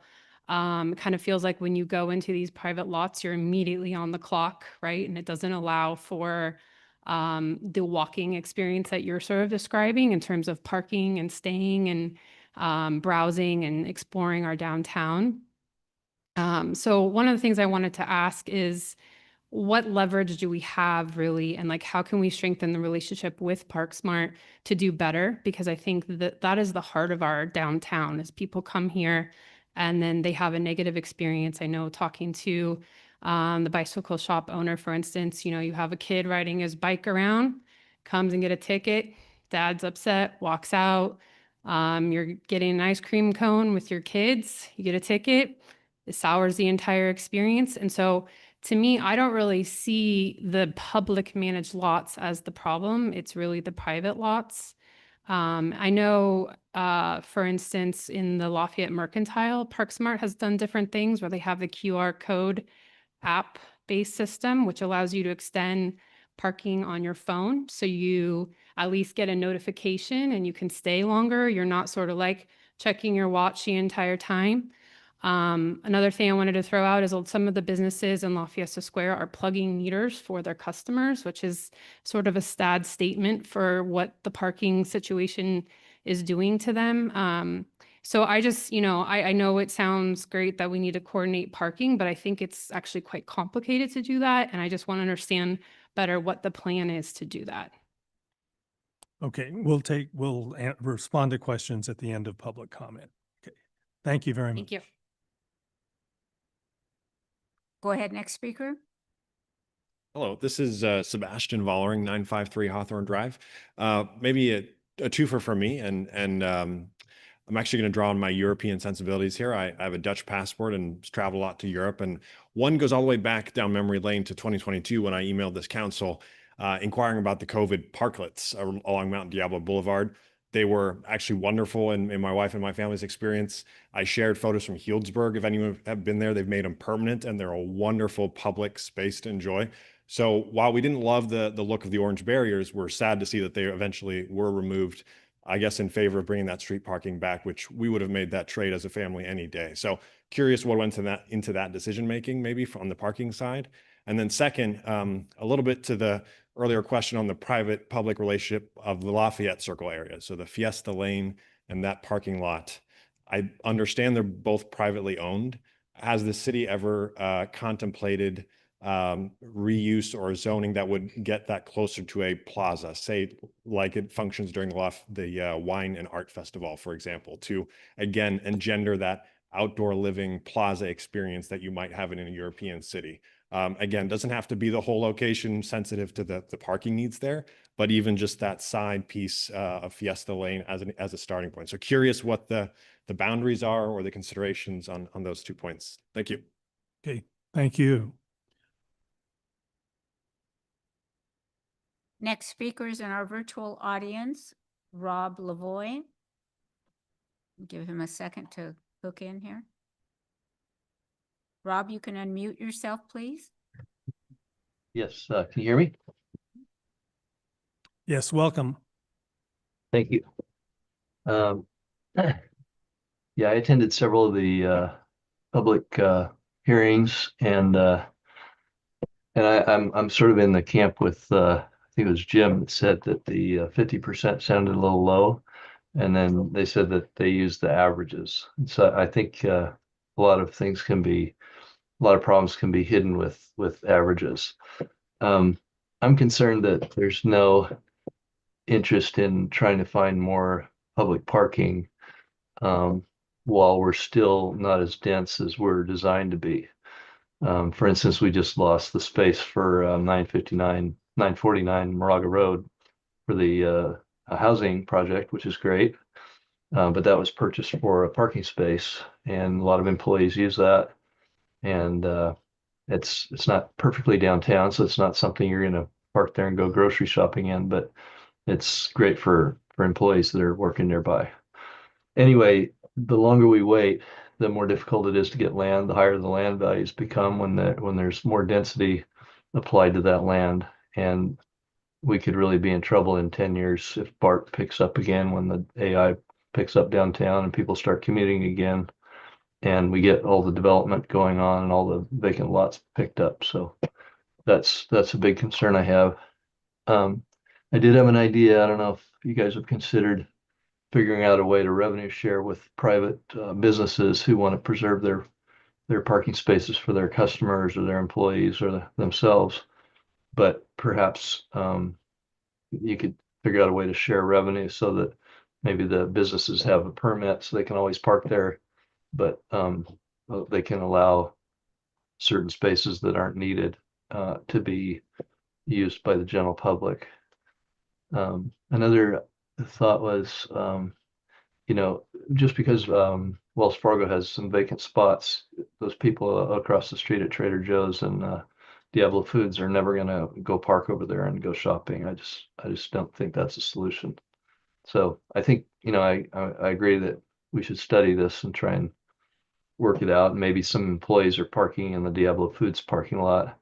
And if we get them out of there, there'll be more room for the customers that are lugging the groceries. But a lot of the shopping and parking and stuff is specific to the location, and it's not going to be pushed out. Nobody's going to go down by Ace Hardware and park down there. So anyway, that's some thoughts. Thank you. Okay, thank you. Are there questions for the speaker? Nope. Thank you very much, Rob. Mayor Anduri, we have no additional speakers on this topic. Okay, then we had some questions. Patrick, do you want to answer Kirk's question about what possible leverage we might have with ParkSmart? ParkSmart is a partner of ours. We've engaged them as part of this study, but we don't have leverage over how they manage the private parking supply. I'm happy to hear that the speaker acknowledged that improved technology helps to make it easier to park and not overstay your spot or your parking meter. But we have limited leverage over ParkSmart. Okay. All right. And then Sebastian's first question was about the parklet decision, and we had exchanged some emails during that process. I think it's fair to say that the council liked the parklets, liked having them there. Well, there are two factors involved here. One is that we are not able to indefinitely maintain parklets under state law. And so we ran into some issues there. We kept them as long as we could, but with respect to the Mount Diablo Boulevard parklets, the merchants did not want them. And so we could not maintain the parklet if the merchants adjacent to the parklets did not want the parklets. And then with respect to Lafayette Circle, it was split 50-50 with one not wanting the parklet and the other then opting for what I think is a pretty nice solution of basically the parking was converted on a still temporary basis to outdoor dining. So that's a story. And if you want to discuss it further, I'd be happy to talk about it offline. And then with La Fiesta and the ability to rezone, the city attorney like to address that, or Patrick, do you want to talk about that? I wasn't quite sure if it was rezoning the property for public use. Is that the understanding? It wasn't quite clear to me what. Well, my understanding was, could we do some sort of rezoning with La Fiesta parking lot and Fiesta Lane parking lot in order to get some sort of use other than parking? Those projects did require a certain level of parking, so I would be concerned about rezoning it and mandating that they not be used as parking. If there was an interest, I think, in working with the property owner, if they were interested in doing something, I think it would be something we could look into. Yeah. But well, it would be fair to say that the city could not do anything without the cooperation of the correct. property. We wouldn't be able to just unilaterally rezone it and expect the parking to be removed and operated in a plaza-like fashion. Okay. All right, and we can talk more about that offline if you like. Okay, so we'll bring it back to the council for discussion. There are 4 recommendations. Number 1, we can immediately agree to receive the downtown Lafayette parking management study. Again, this was an excellent piece of work, just fantastic. Really a lot of good information, but the way it was analyzed, it's good and gave us a lot of information that we didn't have. So it's great. And then the second recommendation is affirm the study's strategic direction, emphasizing improved management, coordination, and communication of existing parking resources. I'm trying to think if that, the third one then is provide direction to staff on the proposed phase 1 implementation work program. Why don't we just take comments on both of those? Because I think where we're going to end up is well, unless I just want to test this on number 4 is direct staff to return to city council with a detailed implementation work program and any associated budget. I think we're going to want to do that. We're definitely going to do that. Okay, so let's have comments then on 2 and 3, focusing, well, on direction to staff. Right. So who would like to go first? I have some thoughts. I can start if you don't mind. Sure. So it was great. No, I think it was terrific. I did attend several of the workshops as a business owner downtown and kind of in the chamber. I thought it was well done. You know, you got a lot of different opinions. I will say in the report, and we heard from the public comment as well, I mean, there is this kind of still confusion about the business owner versus the property owner. And a lot of times the business owners may want something, a property owner who's one actually hiring ParkSmart has a different kind of idea. And so it is difficult because we hear from business owners who are frustrated, you know, but in fact, they actually have very little control because the property owner is the one who actually owns the parking lot. So it might make sense at some point in this to kind of clarify that a little bit because it's confusing who actually has control over it. I did want to kind of point out, because this was mentioned several times in passing, but I know I'm just going to say it's a point that the chamber's advocated before about the standardizing of the hours of the spots of the on-street, off-street parking between ParkSmart and the city to make sure the hours are consistent and the rules are consistent and the signage is consistent. It doesn't feel like that requires a whole lot more analysis, other than I think there are real concerns about staffing of the parking and how that works, because the timing that ParkSmart has doesn't align with our staffing of our parking attendants. But I think that one, I would love to see that really kind of pushed up. That feels to me like a relatively easy win to at least get this consistent customer visitor experience. Because right now we have heard, oh, it's confusing. Sometimes you get a ticket. Sometimes you don't, whether you happen to park on the street or in a lot, and when you're just parking, you don't think the difference. So that'd be just a thought. I also want to echo, I think Rob Lavoie's point on the column was quite good. That in fact, we are going to be losing both 949 Moraga parking, as well as, Campana. We know there's changes there. Both those are used as kind of semi-official employee parking lots. So those are going to go away. And so it does just make that employee need that much greater. So I thought his points were well served, and those were not really in the report directly, but those are going to happen much quicker than the RENA implications are. So that might be something to really hone in on. But I think personally, I can leave it. I thought your phase ones were great. I'm worried about too much analysis beyond doing some stuff that seems like we kind of know common sense to do. But I liked your phase one ideas, and I'd love to see it in fewer than 3 years. Yeah, I think you guys did terrific work on this. I learned a lot. And I personally like the approach of trying to manage it better as opposed to building more parking. I mean, 20 years ago when I last dabbled in that, it was a $20 million plus number for a public garage. We just don't have that money. So making best use of resources to me just seems smart. And there may be some low hanging fruit in all this in terms of coordinating with some of the private entities.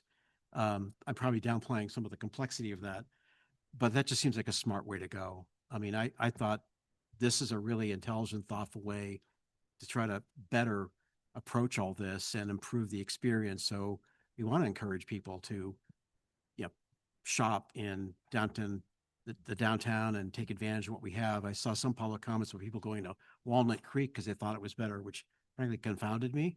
But I think we want to have this perception that, oh yeah, Lafayette, it works. I want to come here and eat lunch or buy something.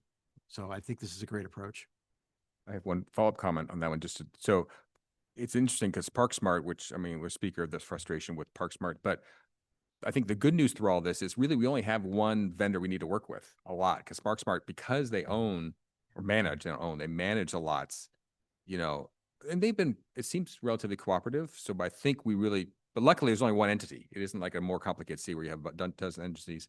And just as an aside, they are also the ones that manage the parking in Walnut Creek. And so leaving Lafayette to go to Walnut Creek, it's the same oversight. Yeah. And I just want to quickly follow up on one comment that Rob Lavoie made about the averages. My understanding of the report was that you concluded that even at the high point, there was still adequate parking, not the average, but at the high point. Right. So we didn't really average over time. So we average, like geographically, and we also have the detailed data for each single lot. And even then the private lot shows 70% peak occupancy on weekends around noontime. Okay. Yeah. Okay, And thank we do have some full lots from, like the places I already mentioned. We definitely acknowledge that. Okay. And I also want to mention the future condition analysis already accounted for parking losses, for example, the 949 Moraga Road project. Thanks. I still want to get back to the BART issue that we will be facing. I mean, it is something that I would hope that there is at least some thought about if we lose all those parking lots, because it really honestly could happen. Hey, I do have a question, just I guess more to everybody on the BART thing. So I wonder if there's a scenario on BART parking. I think you're right that we should model this out. But is the realistic thing that we would lose all the parking, or more like they would just take one of the lots and do a development? I've always kind of 2923 says that they do not have to replace any. Well, I know they unit don't. or and that we have rezoned all of the lots. Yeah. I think we Yeah. have to plan for having no having lot. nothing like No, yeah. Yeah, well, that would be an interesting, And I'm curious in their current situation, I don't know how directionally things change in their current financial situation. Yeah, It might be worthwhile getting a BART. just looking at how some point. bad things can, how different things can be, is that we've rezoned the BART parking lots for 75 dwelling Yep. per acre. They could develop each lot, and it could be developed. So you think, okay, it's going to be developing, but all the parking will be on site. But as you point out, not Exactly. necessarily the case.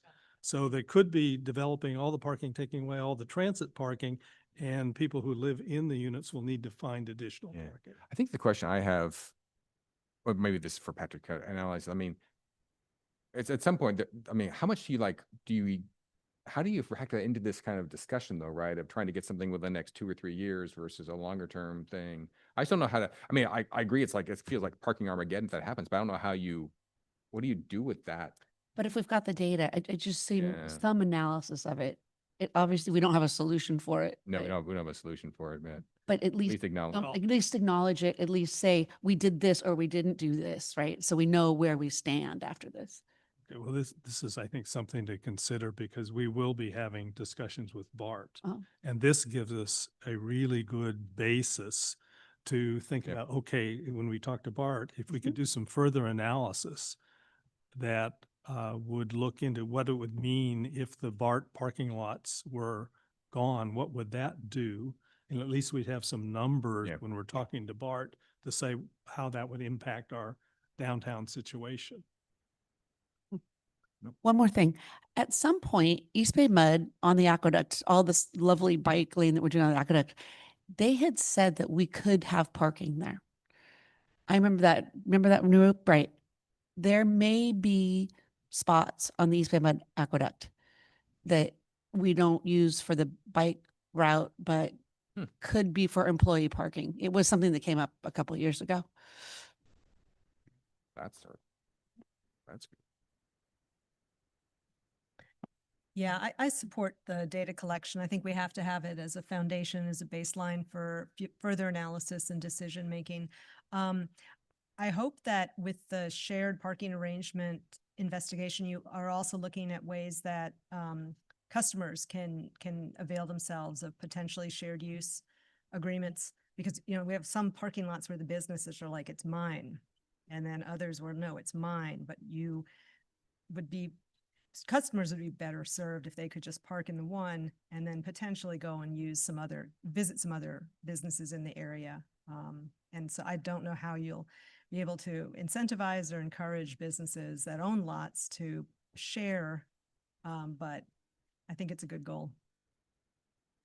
Yeah, I'd like to follow up on that and ask Ms. Lee if you're familiar with situations where that's happened, where there have been understandings or agreements among private parking lots that customers of other businesses can park there.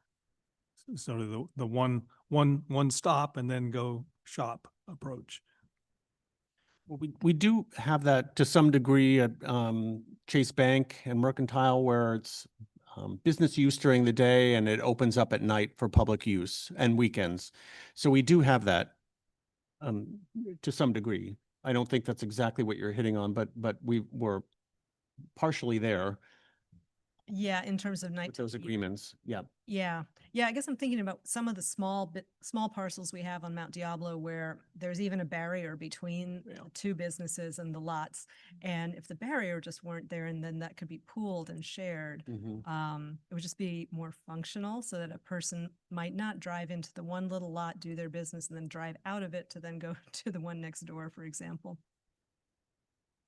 So my colleague online, Ben Miller, mentioned both Walnut Creek and Redwood City have this shared parking program between businesses. So it's certainly possible. We'll look into that in the next phase. Okay. All right. Any other comments? Do you feel you have sufficient direction?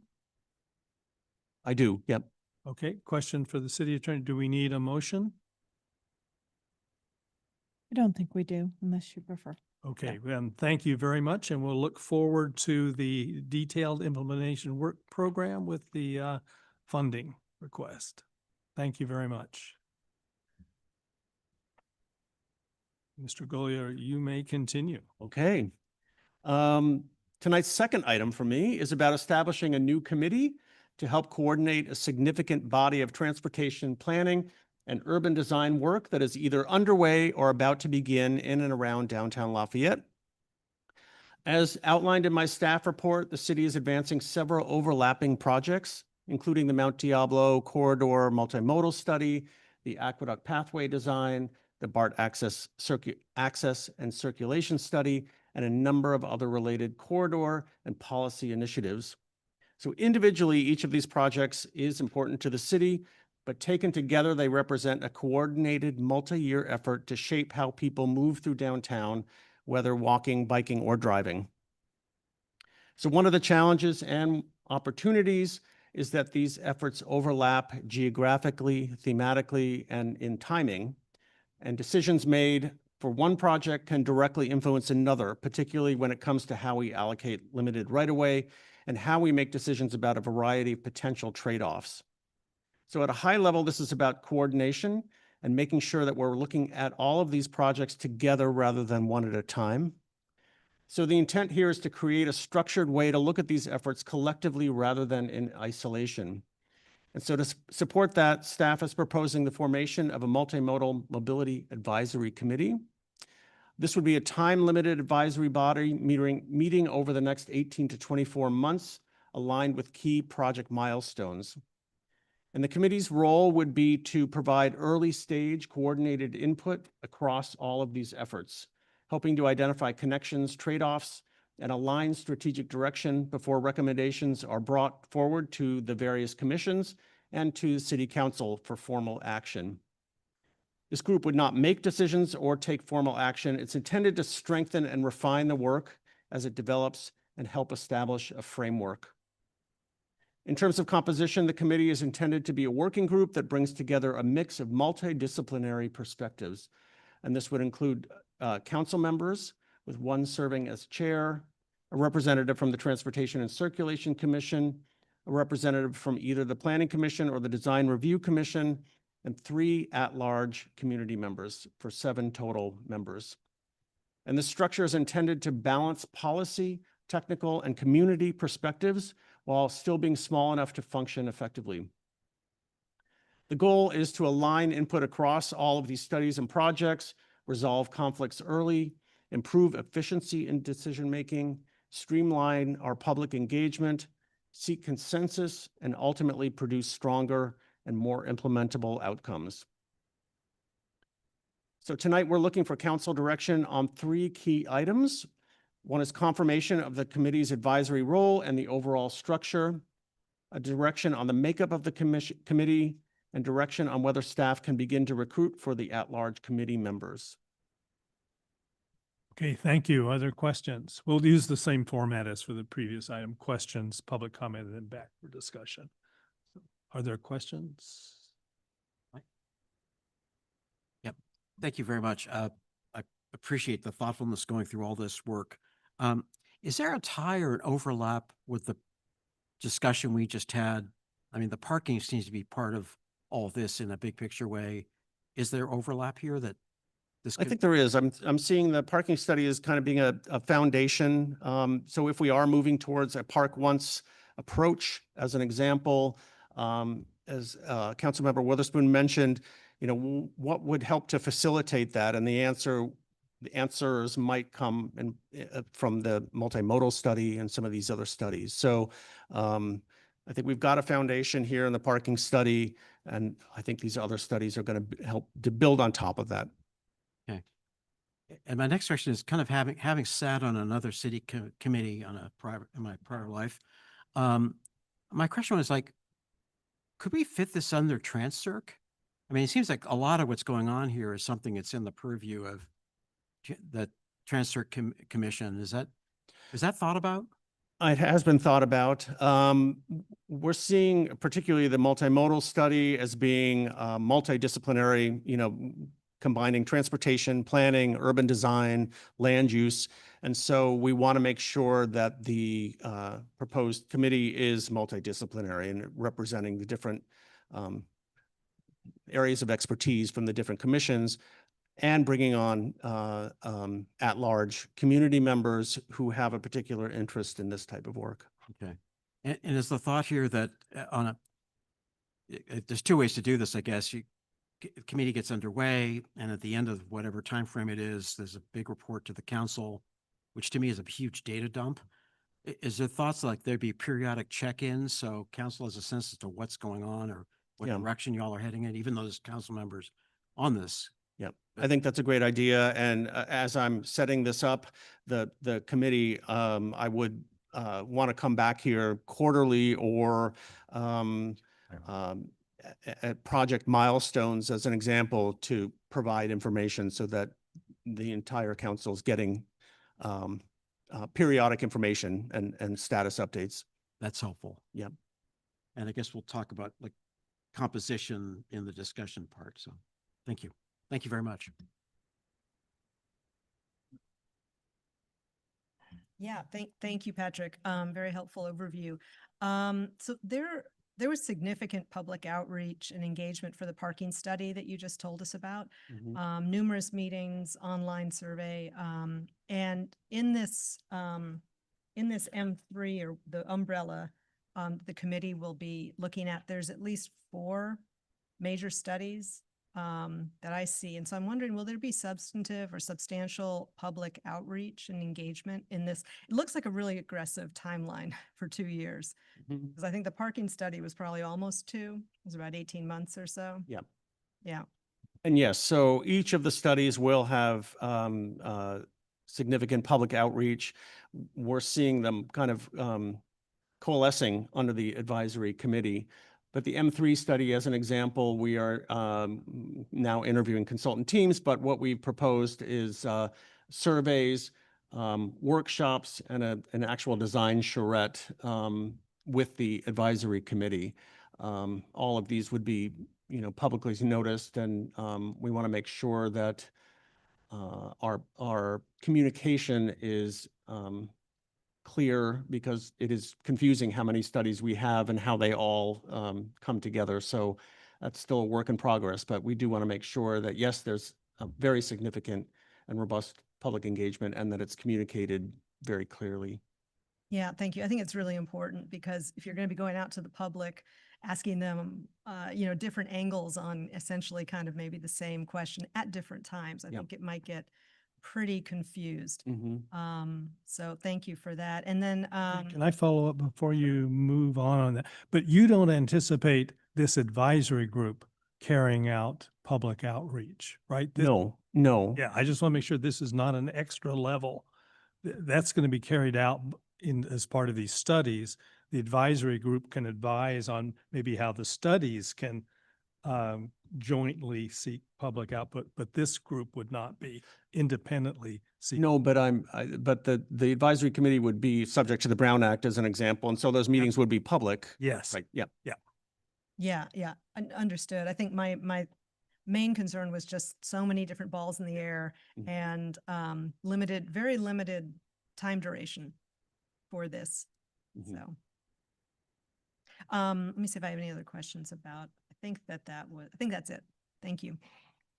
I guess the details of this, would you make these more of a hybrid meeting?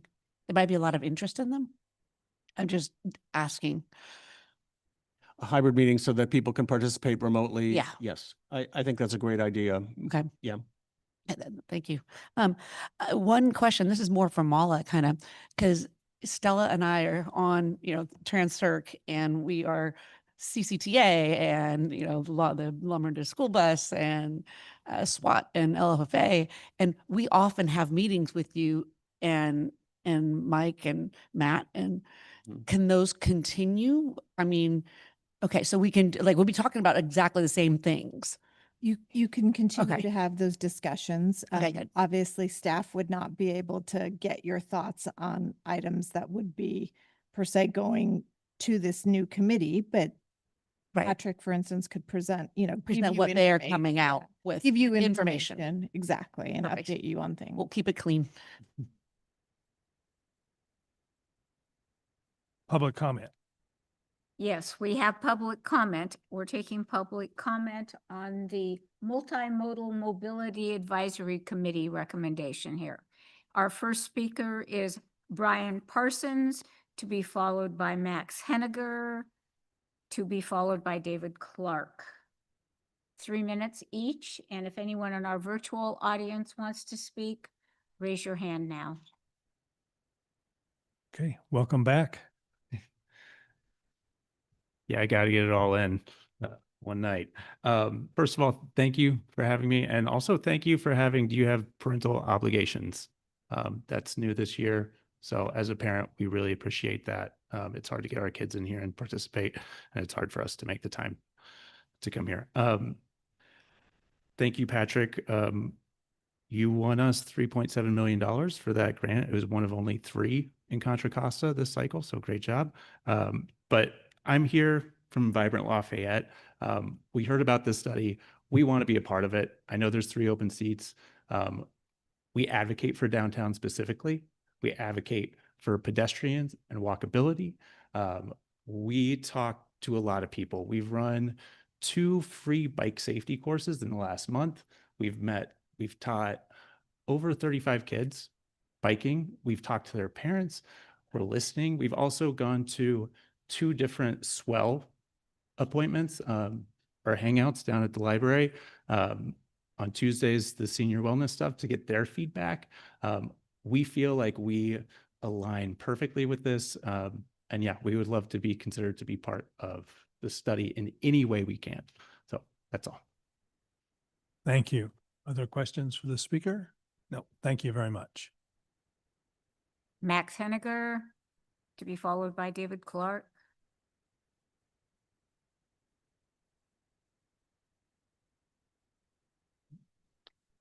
Hi, good evening, Council. My name is Max Henninger. I'm a Lafayette resident, and I'm a board member of Inclusive Lafayette, and I'm here to express my strong support for the M3 plan. Personally, I was fortunate to grow up in a neighborhood where I could bike to school from kindergarten through 8th grade. And that independence was only possible because of protected walking and bike lanes, much like the ones that you'll be reviewing tonight. And I think that was a big part of just developing as a person, having a sense of community, that there was a world outside there. And I would love for my 2 young girls to one day have that opportunity too. We know that the status quo is unsafe. We see it every day when we see kids riding e-bikes on sidewalks, or more realistically, not biking at all. The default too often is a parental shuttle across town, even in neighborhoods like the one that we live in that are essentially part of the downtown itself. Our kids are still very young, but we already know how important it is that we teach them that the world outside is more interesting than the world on a screen. And that starts by creating the built environment here in Lafayette where they can navigate to school safely. I urge a vote in favor of staff's recommendation to create the M3 Advisory Committee, and I applaud your leadership in creating this essential infrastructure for the next generation to grow and thrive in Lafayette. Thank you. Okay, thank you. Other questions? Okay, thank you very much. David Clark.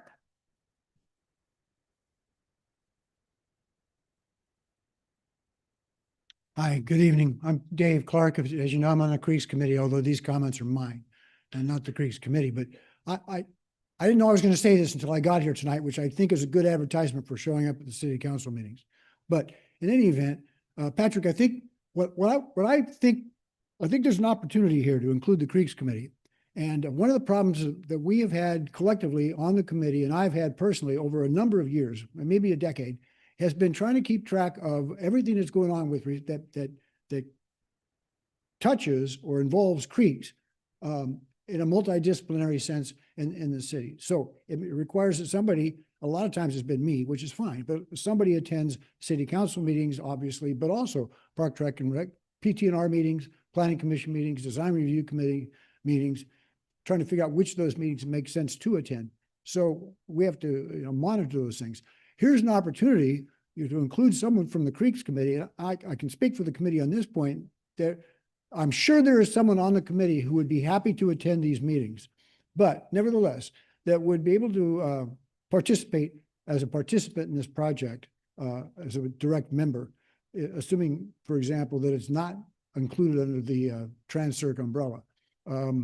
I think that makes sense for a lot of reasons. We have 16 miles of creeks in Lafayette, and a lot of the planning that we've been looking at is to try to incorporate pathways, trails alongside of creeks through various parts of Lafayette, and that fits right into this. A lot of the multimodal concept that we're talking about, because it gets back to, Mayor, your comment about park in one place and walk to the rest. Well, if we've got trails, this is long-term, obviously, but trails of parallel creeks that do that, then this is a good place for the Creeks Committee to be represented in reaching those decisions. I'll be honest, we're going to try to cover this anyway, but it would be a lot easier if there were a member of the Creeks Committee as a participant on this new committee. So I'm going to leave it at that. Thank you. Thank you. Questions? Nope. Thank you very much. Is there any other public comment on this item? Rob Lavoy, and if you would unmute yourself, please. Good evening again. I just wanted to ask Patrick if he could clarify again the expertise for this committee that wouldn't be on the Trans-Cert committee, because just thinking about, one more committee and all the busy things people are doing, it just seems like if we can work within the existing structure, that would make more sense. But thank you. That's it. Okay, well, that was a question. Okay, so is there any other public comment? No additional public comments. Okay, Patrick, would you like to respond? Yeah, so the M3 study, as an example, we're seeing as having strong transportation elements, but also strong urban design elements as well. As well as it's touching land use, it's touching housing development. These are kind of all coming together. We want to look at everything holistically. And so while the Transportation Commission has expertise in transportation, it doesn't necessarily have expertise in the others. We're also hoping that, for example, that each of the commission members that sit on the advisory committee can go back and report out to their respective commissions and committees to help get the word out about what is happening and decisions that have been made and what's been discussed at these advisory committee meetings. Okay, and I just might add to that I see this as an urban planning exercise. And since advocating for this since the priority meeting in 2022. The reason we're doing this is because of our arena allocation and the fact that we'll be building a lot more housing. And so really all this is being done so that we can reach the goal of people who are moving in to this new housing that will be developed in the downtown. We recognize people are going to have a car, but we want to make sure people don't have to have two cars, because if they do, it's just not going to work in our downtown. So it really is an urban planning measure to set up our downtown. So it is a walkable, livable, vibrant, pedestrian-friendly, bicycle-friendly downtown that is not built to service cars. Right. I will say also, this is not exactly the same, but I was like so encouraged by the expert committee that was brought together for the tower and all that, and the expertise we have in the community for things that aren't go beyond who's on commissions also. So I think having people with expertise in that area would really add a great. It would add a lot to this thing. And I also want to point out, I'm thinking this commission or this committee it will be public. I mean, this would be a place for people to come and kind of get this kind of nexus, which is, it's hard to keep all the studies in place, and the commissions on, committee, the Trans-Cert, we only hear them at certain stages. And I think for this to be the kind of the clearinghouse of all going. So I would expect that even if you're not on the committee, you could come and participate and learn a lot. So I think it's got a lot to be said. Yeah, I think this is a great idea. My question was like, why not fold this under Trans-Cert as opposed to creating a new committee? But I get the argument. Yeah, it is an urban design kind of a question, as the mayor said. I think it might be helpful. I know we'll have someone on Trans-Cert on it as per the structure, but maybe have one of our two Trans-Cert reps on it also. So we've got, as a council, some tie into this as well, in addition to the two, likely the mayor, I guess, or vice mayor. Anyway, just a thought. Yeah, thank you. Patrick, you mentioned the urban design, urban planning part of it, and the other council members did, and the mayor did. There's no question, transportation and land use planning are inextricably linked. So I'm glad to see this holistic, integrated approach. But I'm just wondering, which of the studies or projects will be focused on the urban design? Is it the M3 study? Because most of the others, if not all the others, are pretty much just transportation. Yeah, planning. M3, which is M3. I'm considering as the parent study. Okay, so that will get into the urban design, Mhm. streetscape, Yes. the feeling Yes. and design for the streets. Okay, that's helpful. I have a couple other questions, but on different No, go ahead. different thread. Yeah. Yep. Okay.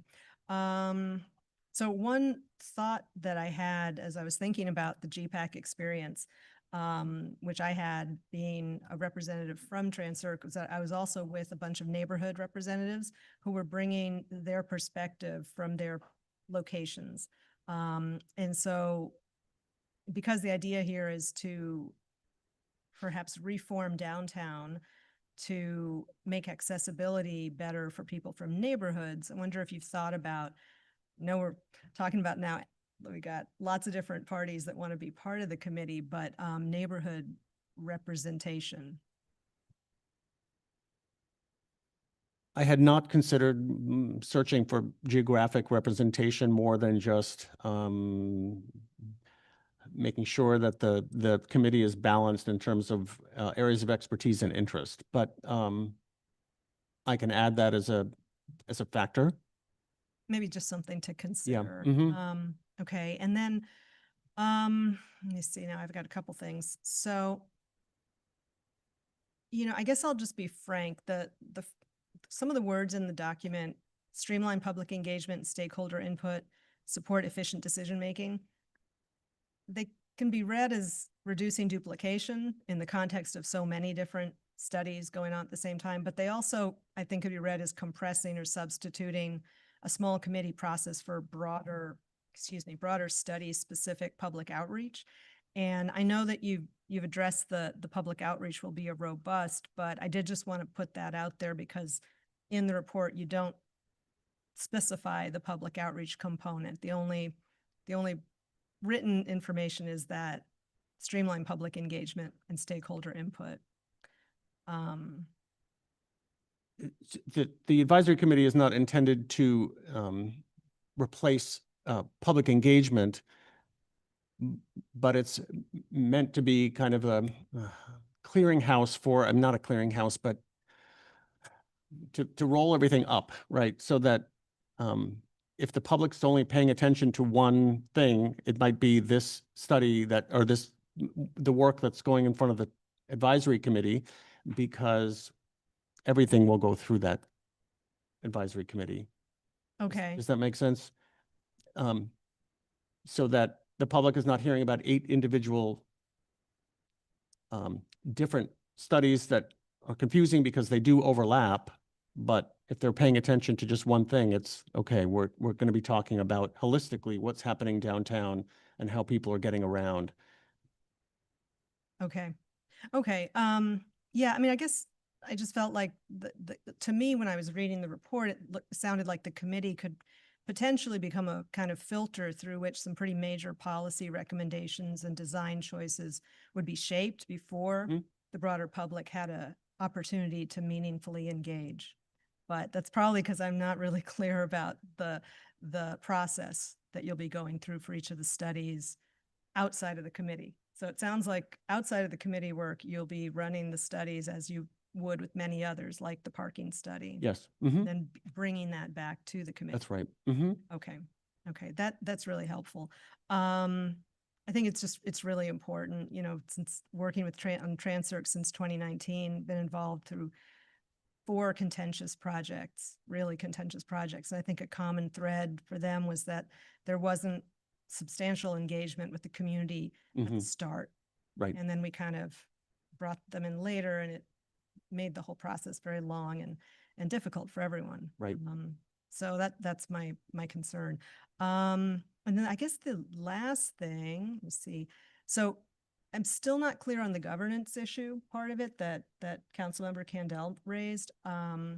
So as she mentioned, we're liaisons to a bunch of the transportation focused areas and groups, and we meet sometimes with Patrick and Matt and Mike about projects. And so it's still not clear to me how this structure won't create kind of two overlapping council transportation tracks. And so, I guess I just need clarification. And so maybe if Mala could maybe make a written communication about how this process will work, because I just don't want, kind of we can't have, I think, 4 council people all engaging on these topics with Patrick. And I mean, you had mentioned keeping it clean, but I guess it's just still unclear to me. So. I think like with everything, staff can give updates to council members and you can still engage with staff on questions you might have, but the specific purpose and topics that'll be covered by this commission would then not be within both of your subject matter is what will be the issue. That'll be for this committee or this commission to discuss and obviously come back to the council at these periodic points. And that would be an opportunity for you to discuss it as a whole, as a council. You can always, as I said, any of the council members can ask staff questions, but I think staff won't be trying to create a serial meeting where they're getting your input on Yeah. issues. That's the critical Brown Act component. Right. And is- that's what I'm concerned about. Yeah. Yeah. Okay. Okay. Well, I do think that the suggestion to do more frequent report outs to the council at milestones is really, really important then. So you mentioned, I think, quarterly or at milestones, but yeah, I'm thinking maybe every 3 committee meetings or whatever, kind of the demarcation that makes sense is. I definitely agree with the hybrid, so that there's YouTube recordings so that also the wider public can get access to the conversation. Let's see if there are any other. But No. before you move on from Yep. that, can we do that under our existing? We were just talking about it. I think we would bring back an update to that policy because I believe it's only the big 4 that has the hybrid meetings.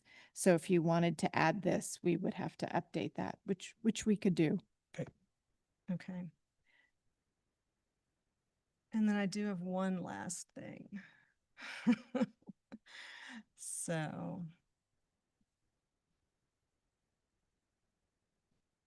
So last thought, so in here, I'm not sure exactly which page. Okay, it's in your appendix or attachment 2 in the additional planning efforts, and it mentions the ped bike access through the State Route 24 interchange.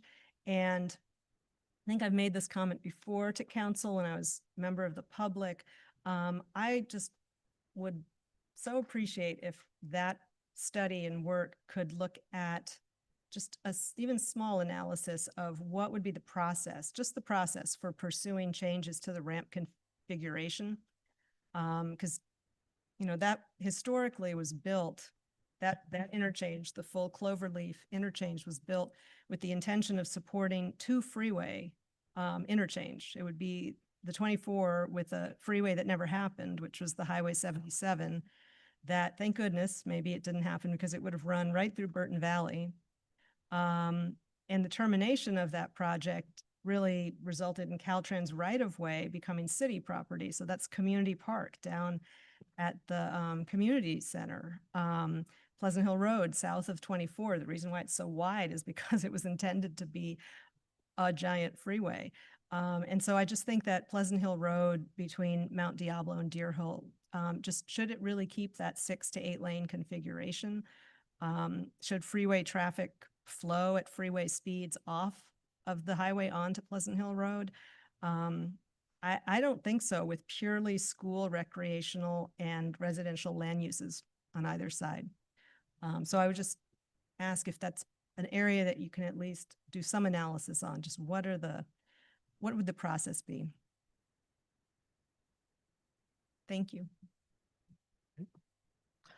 And I'd be open to adding a creeks commissioner, only because the land use and the knowledge of our creeks and what might be available along our creek lanes, if that's going to be part of the study, right? And I think it is, right? The thought is that we would always want a pathway along our creeks. And so, I mean, if they're always going to be there anyway, I don't know, just having them be a voting member and something on your side, at least I'd be open to that because I know how involved they've been on every single land use decision we have near a creek. Yeah, well, just an immediate response to that. I think we want to have at least 3 at-large community members, and if one of those is a Creeks Committee Sure.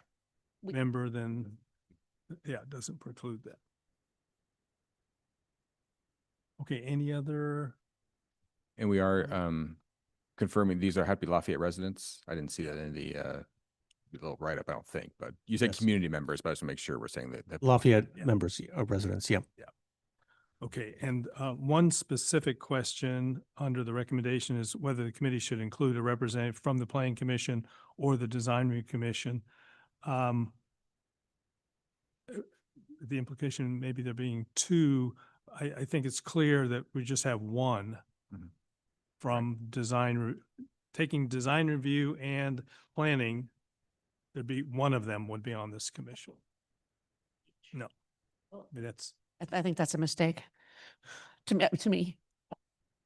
Because I think that the creativity of the design review commissioners is a very different skill set than the planning commissioners. Yeah, I think it's the planning commissioner's skill set that we're. It is the urban planning. I agree. So you definitely need a planning commissioner. But if you're saying that this is going to include some design elements or something to it, which is kind of the words that you were saying, maybe that's not true. But if there are design elements that are coming in there, I think that's what our design. Yeah, most likely that's going to be a secondary element though.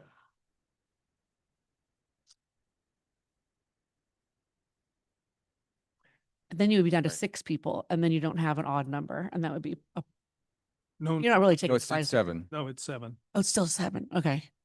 I mean, 3. 2 council members, Trans-Circ, Okay. planning, Right. and then 3 at-large community members. I mean, the alternatives you add, some from Creeks, some from, Design Review, but that gets you to 9. I think that starts making it unwieldy. Just from prior experience with GPAC. Yeah. How big was GPAC? Well, that was bigger. That was, yeah. It was 11. It was, Oh, actually, it's more it than was that. large. It was large and took a lot.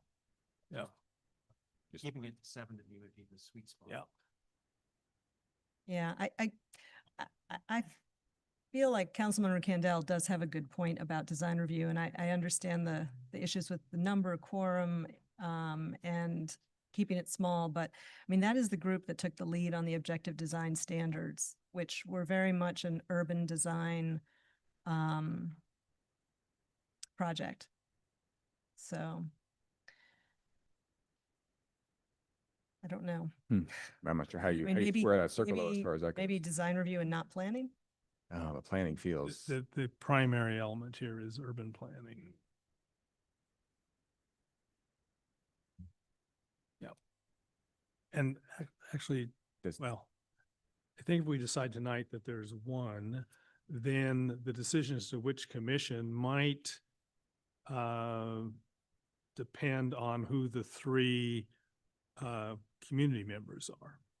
Because we might find somebody in the community who fits design and brings in other elements, or somebody past urban planning experience, and so we get it that way. Do you want to wait on that one then? I'm not sure how we would source these anyway. We let the commission Well, I choose their own, I'm- elect their own person. I'm not sure how we. so that we can have a 7-person committee. 'Cause Yeah. I think it's going to be very important that it be 7 persons. That we say now that it's going to be one from Yeah. one of those commissions. Is that acceptable? We just need to figure out, do we do the at-large committee member get picked first and then we figure out? I mean, I'm just kind of curious if that's We how could you're do- thinking. we How could it do would- that and put it together that way. We could know. do the 3 Yeah, at large. I can do that. Becoming more complicated than the NFL draft. Yeah. I think what I would drop on this would be if it's the commissions, I think planning, I would definitely want to have some planning commission on this. Transfer, because, I mean, design review would be great, but if given a choice, I think I'd take planning. Okay, but we can hold that decision until we see who the three at large. Okay, so as I understand it, the proposal before the council now is to approve the role and membership structure as presented for the Multimodal Mobility Advisory Committee, that the direction to the staff is that the committee include, well, as laid out here, but one representative of planning or design review. And as to the two city council members, the staff report recommends the mayor and the vice mayor, which frankly, that's really what I would like to do. Yes. And then the next step is authorize staff to advertise and recruit for 3 at-large community members. So that's, we have that in the form of a motion. And to clarify, the 3 at-large members will be Lafayette residents. Yes. How would we? Well, I'll go ahead and do it. I move that we approve the proposed role and membership structure as presented to the council, that one of the members be a representative of planning or design review, that the 2 council members be the mayor and vice mayor, and that we authorize staff to advertise and recruit for 3 at-large community members who are residents. And transfer. Yeah, well, it's in there. It's in the recommendation. So yes, transfer. Before we actually get a second on that, there's a question on the motion, because I just wonder if it would be helpful to have one of our 2 transfer representatives on this as well, because this, I don't know, I think it's an urban design exercise. I totally agree with that. I mean, the transportation component's a big part of it, so I don't know. I mean, maybe to put a motion up, we just see where it goes, so.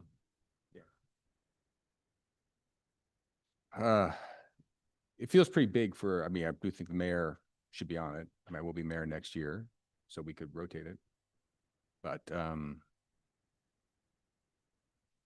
know. I guess I would not stand in the way if someone transfer really wanted to do it, but I would be happy to serve in that capacity. I would not recommend, if I could just say, I would not recommend a rotation of the current mayor and then the potential new mayor, because then you can have another serial meeting problem with 3 council members, since this is intended to go for 18 months, if not 24 months. So I would, if you are picking the current mayor and vice mayor, or whoever you're picking, it's those actual council members, I would suggest continue for the duration of the committee. Okay, I second.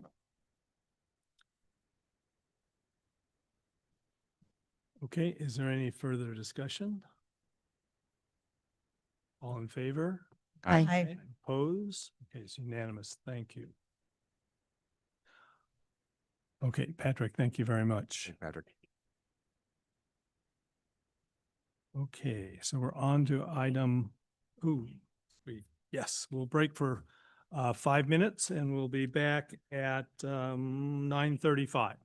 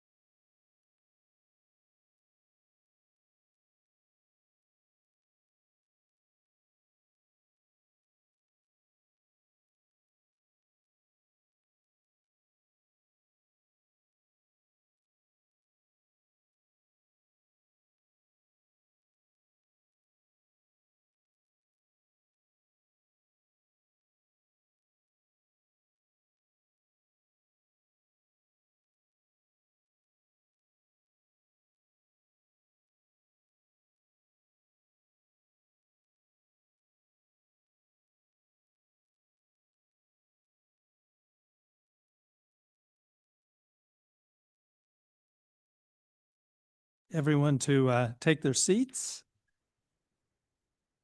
We're on item 12B. And with the consent of the council, what I'd like to do is start with public comment from those who are not able to stay later at the meeting, who need to give their comments before the staff report. Are we okay? All right. I'll ask the city clerk to call them. Okay. So we have Speaker Chris Treat to be followed by Lillian Callahan Klein. Okay. Welcome. Thank you for the accommodation. Is it?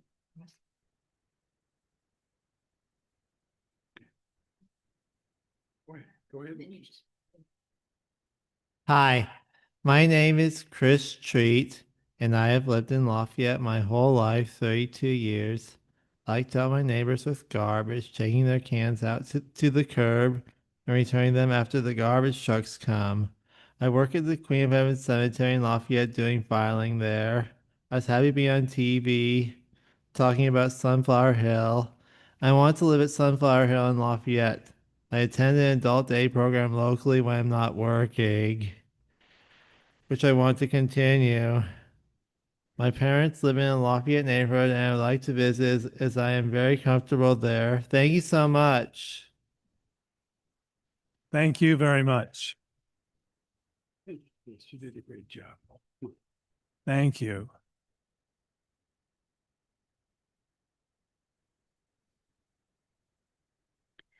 Hello, good evening. My name is Lillian Callahan Klein. I am an adult with autism. I have lived at 3316 in Lafayette with my family since 2005. I'm here in support of the project. This project is important to me because it is very difficult for people with disabilities to find and obtain high-quality, affordable housing. People with disabilities struggle to obtain and retain their jobs due to their disability. So this project will be affordable, which will allow people with disabilities to live in high-quality housing at an affordable rent. Earlier this year, I went to Irby Ranch in Pleasanton, which is a beautiful community that is built for people with disabilities. So I'd like to ask for your strong support with this project. It will help make a difference in the lives of people with disabilities. I loved what I saw there during my visit to Irby Ranch. As a longtime resident who lives nearby the project site, I would love to be able to live at Sunflower Hill in Lafayette because it will be close to my family and my community. I would like to thank you for taking the time to allow me to speak with you tonight. Thank you very much. Is there anyone in our virtual audience that is not able to stay until after the staff presentation? Okay. And just give me your name and I'll pull your speaker slip.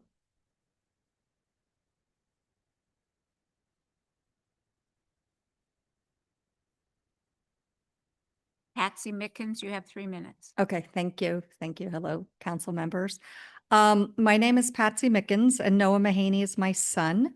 Noah is 26 years old and has Down syndrome as well as autism. We have lived in Lafayette for almost 20 years. Noah currently attends the day program at Las Trampas in downtown Lafayette. Lafayette is Noah's home. It is the town and community he's grown up in, one where he is recognized and loved by many, where he can be safe and have the most independence possible. It is a community in which he feels he belongs and he does belong.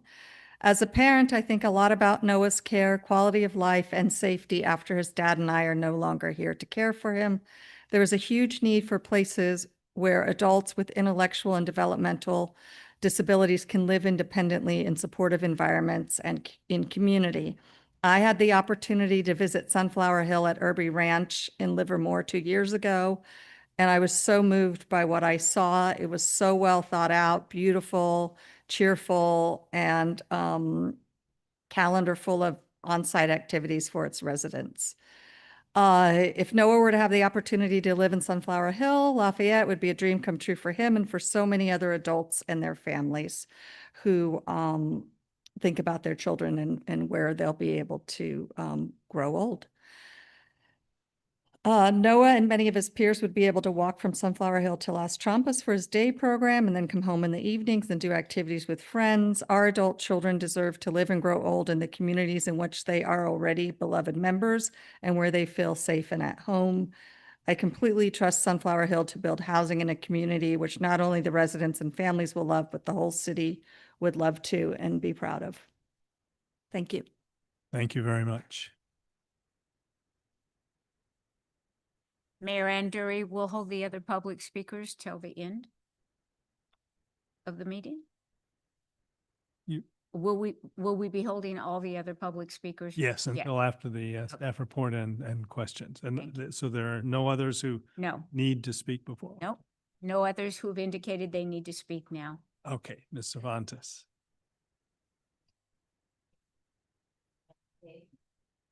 Name again? Anna Tague. Okay, thank. I'm Anna Tague, and I'm a 30-year Lamarinda resident and a parent of a 22-year-old with special needs.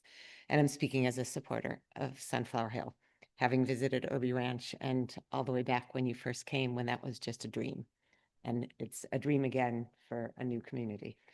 I believe people are what make a community. When I reflect on my years here and the relationships I built, I feel very fortunate and love looking around the room and seeing the community that my daughter has helped our family build.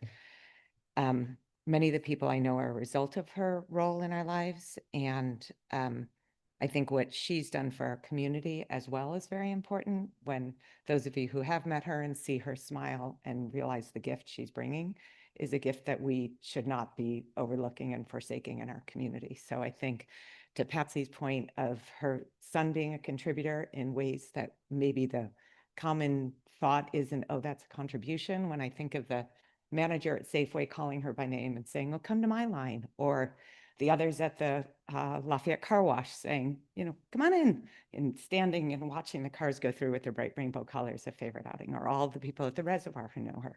Our community has grown to love our children, and I don't think it should be turning their back on them. Thank you very much. Ms. Cervantes. Thank you. Good evening. Stephanie Cervantes with the Planning Division. I will be presenting the density bonus application 01-26. Great. So the application before the council today is a density bonus request to allow construction of 48 units that will be 100% affordable. The units will house individuals with intellectual and developmental disabilities, or IDD. The project qualifies for ministerial review under the Lafayette Municipal Code. Thank you. Under the Lafayette Municipal Code and the Assembly Bill 2162. However, per the Lafayette Municipal Code, the City Council has final decision-making power on waivers, concessions, or incentives on density bonus applications. The project proposes to demolish the existing public parking lot for the residential development.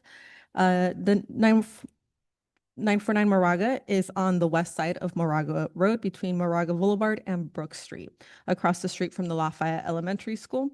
The site is zoned multi-family residential professional office, or MRO, and has a land use designation of downtown retail.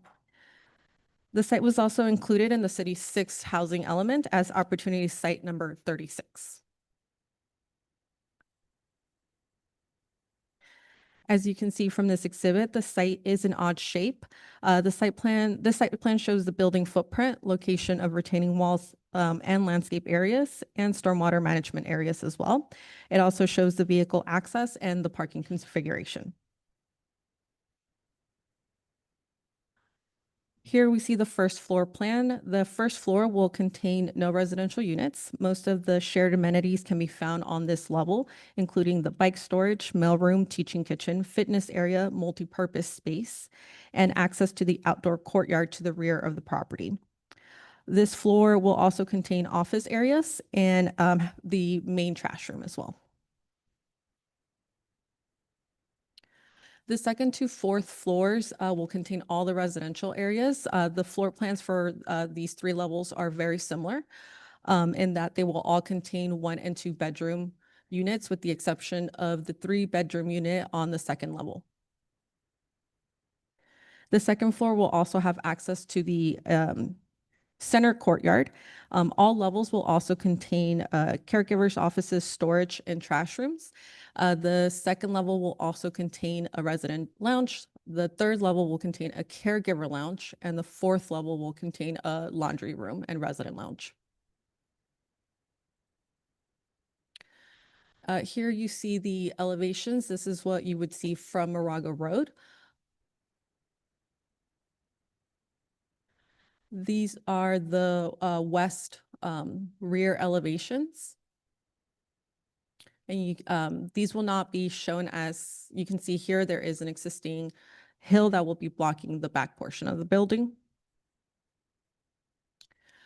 This is what you will see from the south side. And to the left of the screen, you can see where the outdoor courtyard area, the exterior access to that courtyard area will be. And this is the north elevation. I'm sorry, this slide seems a little off. Apologize for that. So here you do see the main lobby area on the left side of the screen with the hill towards the rear of the property. These are renderings that were provided by the applicant. As you can see, there is the roofs have been pitched, there is articulation, and the fourth floor is also stepped back. The applicant has also worked very closely with the referral agencies and has responded to comments from DRC and has planted additional trees along the streetscape in order to really screen and make the area very green. All right, going to the zoning code analysis. So the first column that you see there, those are the zoning code requirements for the MRO. As you can see on the proposed side, the project is at requesting waivers from many of these zoning development standards that I will explain in a later slide. All right, this table explains the density, the site per the area and per the 25 dwelling units per acre for the MRO zoning, it allows a 29 base density. The project as a residential project is required to comply with the city's 15% inclusionary housing ordinance, which would require the project to provide 5 below market units. The project is a 100% affordable unit project and thus qualifies for an 80% density bonus through state laws. They are providing 47 below market units to meet that provision. The project also meets the criteria under Housing Element Program E-1E, which is a lot consolidation. So they are allowed 5% additional bonus units above the base density, which equals 2 additional units. When you combine all that, the project itself is allowed to have a maximum of 55 dwelling units. They are proposing 48.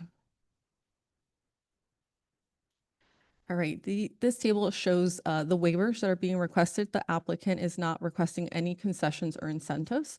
These are all waivers. The zoning district does require a maximum 35 feet and also requires that portions for the third story be set back a minimum of 50 feet from the public right-of-way of Moraga Road. The project does not comply with either one of those provisions and is thus requesting a waiver. They are proposed at 54 feet 6 inches and have portions of the third and fourth story within 50 feet of Moraga Road. They're also requesting waivers from all setbacks. So from the front yard setback, they are required a 20-foot setback. They are requesting a minimum of 8 feet 7 inches. The side yard setback is set to 10 per the zoning district. They're requesting a 3-foot setback. The rear yard setback is required at 15. They're proposing a 10-foot setback. The project is also requesting an increase above the floor area ratio to go from 1 to 1.6. The open space waiver, the minimum requirements percentage-wise for the site is 30%. The project is providing 30% open space. However, that open space is on the second floor. They are using that second level courtyard to be included in that space. And our ordinance also requires that the open space have a minimum dimension of 10 feet. At least one side has to be a minimum 10 feet. The project is using areas of open space that have less than a 10-foot dimension. Similar with landscape space, we do require the minimum 10-foot minimum dimension. They meet the minimum 20%, but they're counting that reduced area space as well. They're also requesting for 2 waivers from our downtown objective standards. The first is from the landscape. The objective design standards require that the front yard area have a minimum of 40% landscape and a minimum of 1 tree per 200 square feet. They are proposing roughly 33% of the landscaped area, and they are providing the 7 trees. The second objective standard that they're requesting a waiver from is bulk. This provision is intended to essentially create a tier building effect, almost like a wedding cake that tiers up, and thus requires the second and third story to be smaller than the ground floor. Due to the slope, the ground floor is smaller than the second, third, and fourth floor, and thus they're requesting a waiver. They are also requesting a waiver to reduce the number of replacement trees from 26 to 21, and a waiver from the drive aisle. Our zoning ordinance requires a minimum of 26 feet. They're requesting a drive aisle of 24 feet. This has been reviewed by our engineering department, and 24 feet is sufficient for vehicles to pull out of the parking spaces. And before you go on, could I ask the city attorney to evaluate the ability of the city council to deny any waiver?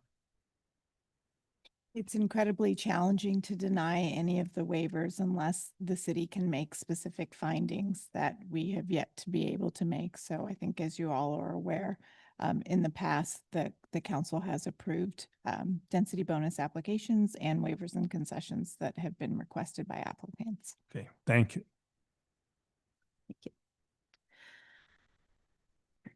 So in terms of general plan zoning and other governing plans, the project is ministerial and thus is only required to comply with objective standards. However, the project generally complies with our general plan zoning downtown specific plan, phase 1 objective design standards, and downtown design guidelines, in that it creates a project that is pedestrian friendly and produces multifamily housing in our downtown area. It also helps us achieve some of our housing element program implementation actions. The project is categorically exempt as an infill exemption project. The project was noticed. There was a notice that was sent out to property owners within 500 feet. And I'm sorry, those dates are incorrect. The notice was sent out on April, I forget the exact date, but it was sent out in April. We did receive 1 notice prior to agenda publication that was included in the staff report that was published last week. And we received 1 additional comment that was forwarded to the commissioners this afternoon. Staff recommends that the City Council hold a public meeting and adopt resolution number 2026-30, finding the project is exempt from CEQA and approving the project with conditions. That does conclude my presentation, and I'm available for questions as well as the applicant. Okay, so we'll have questions, and then we'll hear from the applicant. And then we'll open it for public comment. So are there questions? Thank you very much for a good, thorough report. I got a few questions. The first is really a math one. So as I understand it, 35 units an acre is the zoning. It's a smaller parcel than that, so it'd allow for 29. We're doing 48 here. So by my math, we're like at 166% of what the zone capacity would be. That sounds like the right number here, right? Yes. Yeah, and I'll just say parenthetically, there's other parties that have said we're at 88% is the realistic number. We're almost twice that, but that's for another discussion. On the waivers, the one I wanted to understand a little bit better was that the building design waiver bulk, because I think you said it's an awkward site. I think we all have been by it. It's sort of an inverse wedding cake because the ground floor is smaller than the others, but that's just a reflection of the topography here. Is that right? Yes. So at the site, as you're moving west towards the rear of the property, does slope up. And so in order to reduce costs, the applicant is trying to minimize grading as much as possible. And that's why the first floor is not built out. So I can go to. So you see, it's really this kind of long shape. And then there's a small building to the side. It's all connected, but a small area to the side that's going to provide storage and access to the upper levels. Okay. The rest of that is going to be retained using retaining walls underneath the building. And another question, there were a couple of items. There's a comment, Confire had some, they wanted submittal of alternative materials and methods to address fire safety concerns. Is that something that gets addressed at, like, in this stage, or is that like more at the building permit portion of it? Yes, that's at the building permit portion. Okay. And our engineer, Matt Lothrop, had some pretty detailed comments in an email, March 30th. Are those the kind of things that get addressed at the building permit stage also? Yes. Okay, that's helpful. And my last question is that there's a reference in the waivers, in the package, to fees and extractions from different public agencies. I think Lafayette, we've waived aspects of that. Could you clarify that? Because I guess there's other jurisdictions that even though this is 100% affordable, they're still charging the project. Could you clarify that for me, please? Yes, to my knowledge, there's no state or local mandate that automatically waives development impact fees of affordable housing projects. So the city does not have any ordinance or policy that would allow us to automatically waive those fees. The city council did approve the waiver of the planning application review that was approved in February, the second meeting in February. And so the applicant has not been charged any fees for the planning application review. Beyond that, there's no additional waivers that staff is recommending. Okay. All right. Thank you. So one of the, I keep this picture up. You said one of the setbacks on the side is 3 feet. Which side? It is the north side. You can use your So mouse. it's essentially the second, third, and fourth building, or I'm sorry, story. So on the first floor, it's very difficult to see, but you can see the building outline. Up there, right? On yeah, that. can you see the Okay, picture great. here? Yeah. Okay. It's that side because the hill is going to be right there. Yes. Right. And so obviously the fire marshal will make sure that you're safe even with that small setback. Yes. Cool. Yeah, thank you for this report and describing this project really well. I'm curious about the parking lot.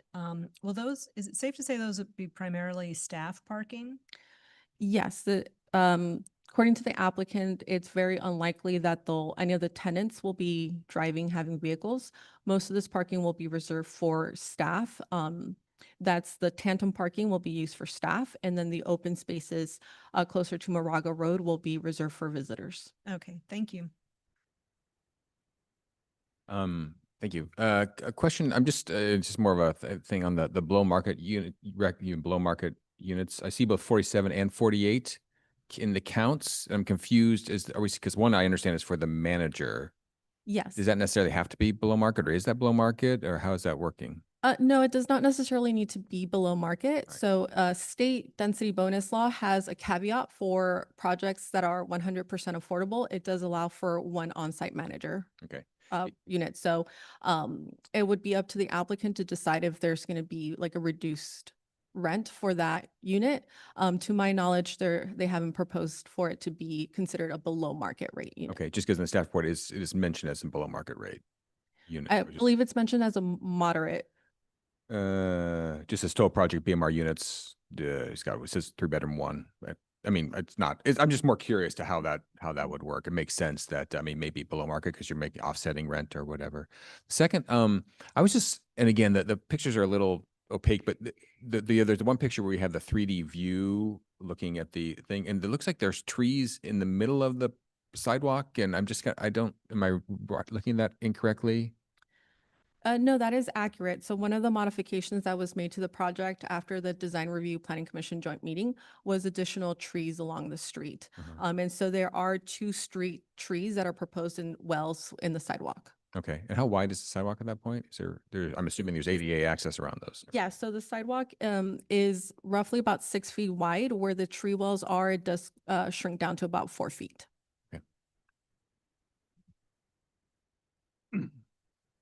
Just to follow up on that, I thought you said it was 6.5 feet when we talked this afternoon. I'm coming from the position that every extra inch of sidewalk helps. Yes, thank you. Yes, it was about 4 feet and then the street wall is about 2.5 feet wide. So it's about 6.5 feet total.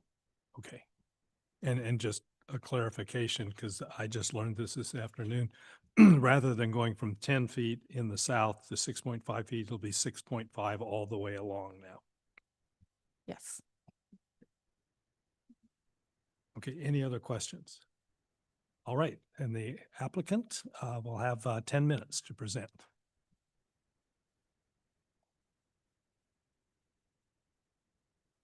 Let's see, and if you could use the podium, that would be, yeah, yeah.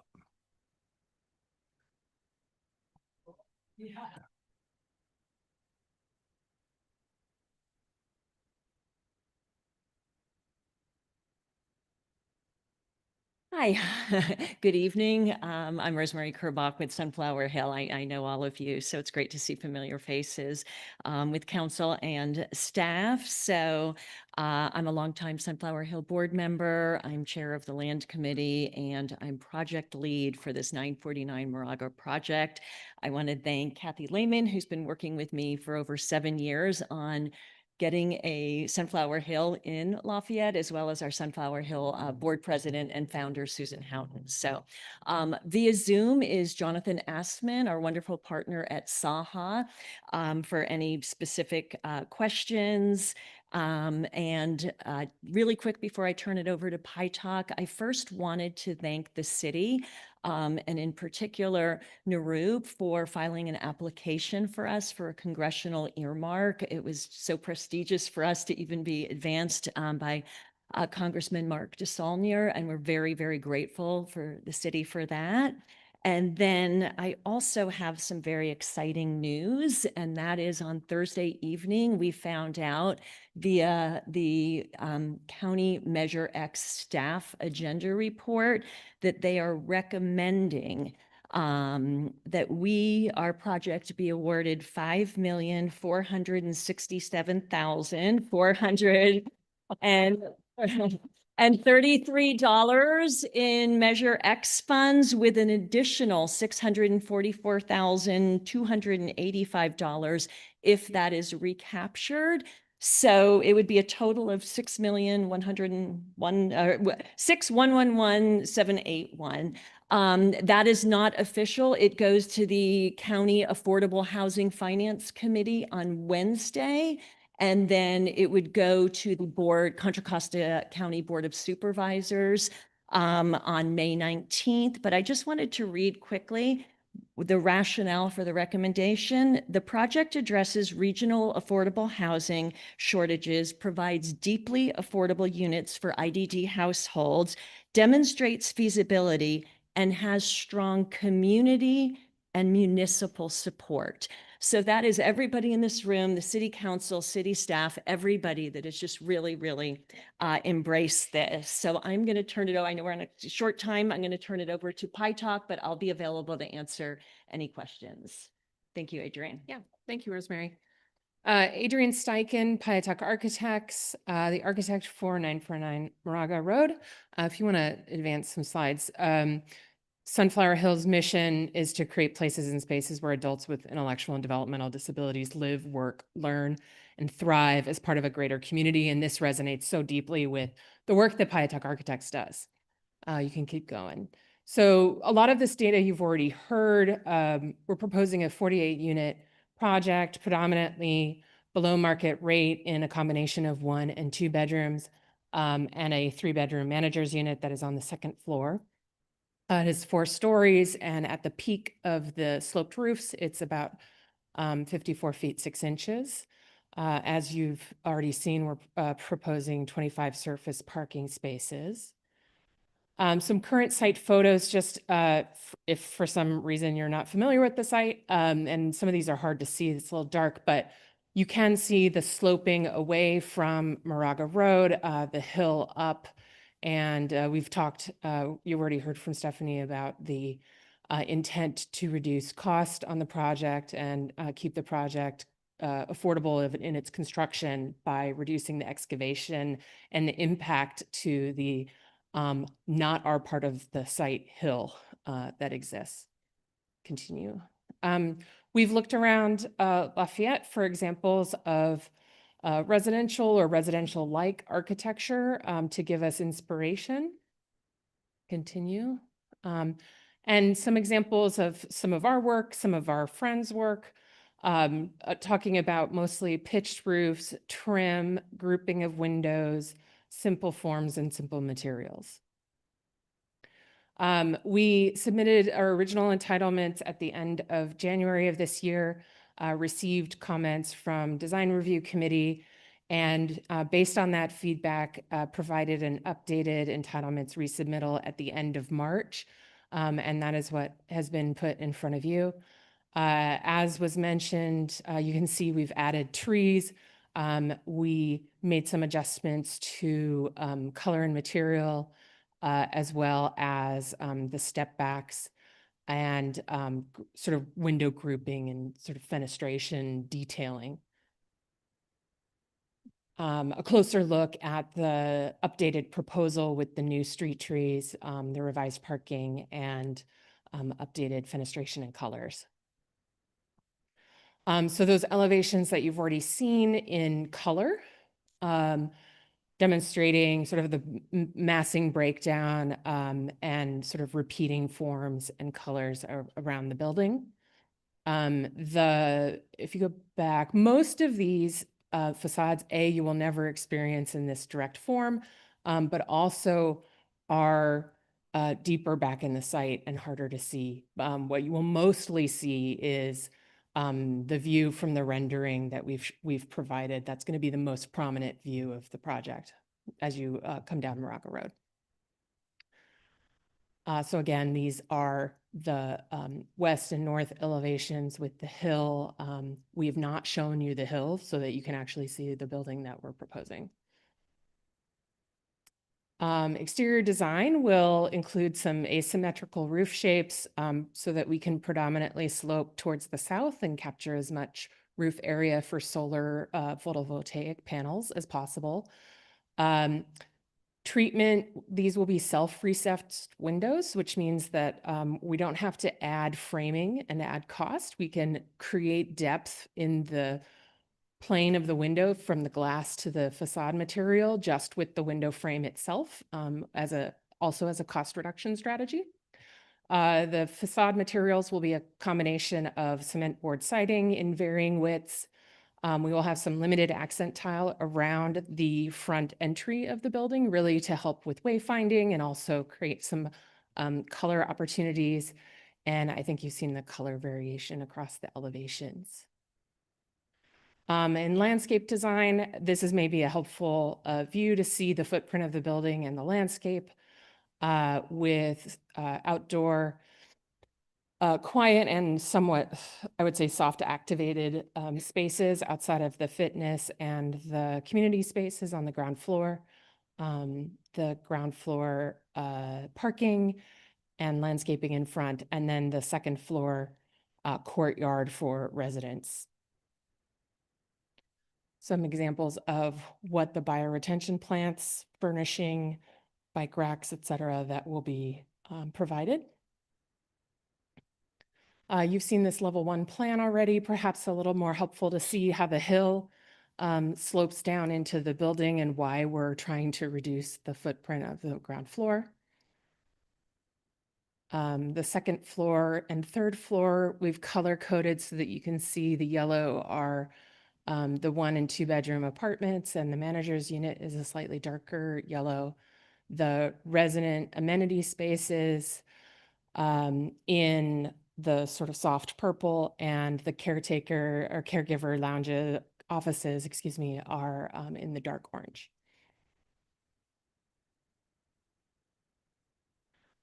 And I think we have, do we have anything more there, Stephanie, on the next slide? Some close-up views of the typical 1 and 2 bedroom plans.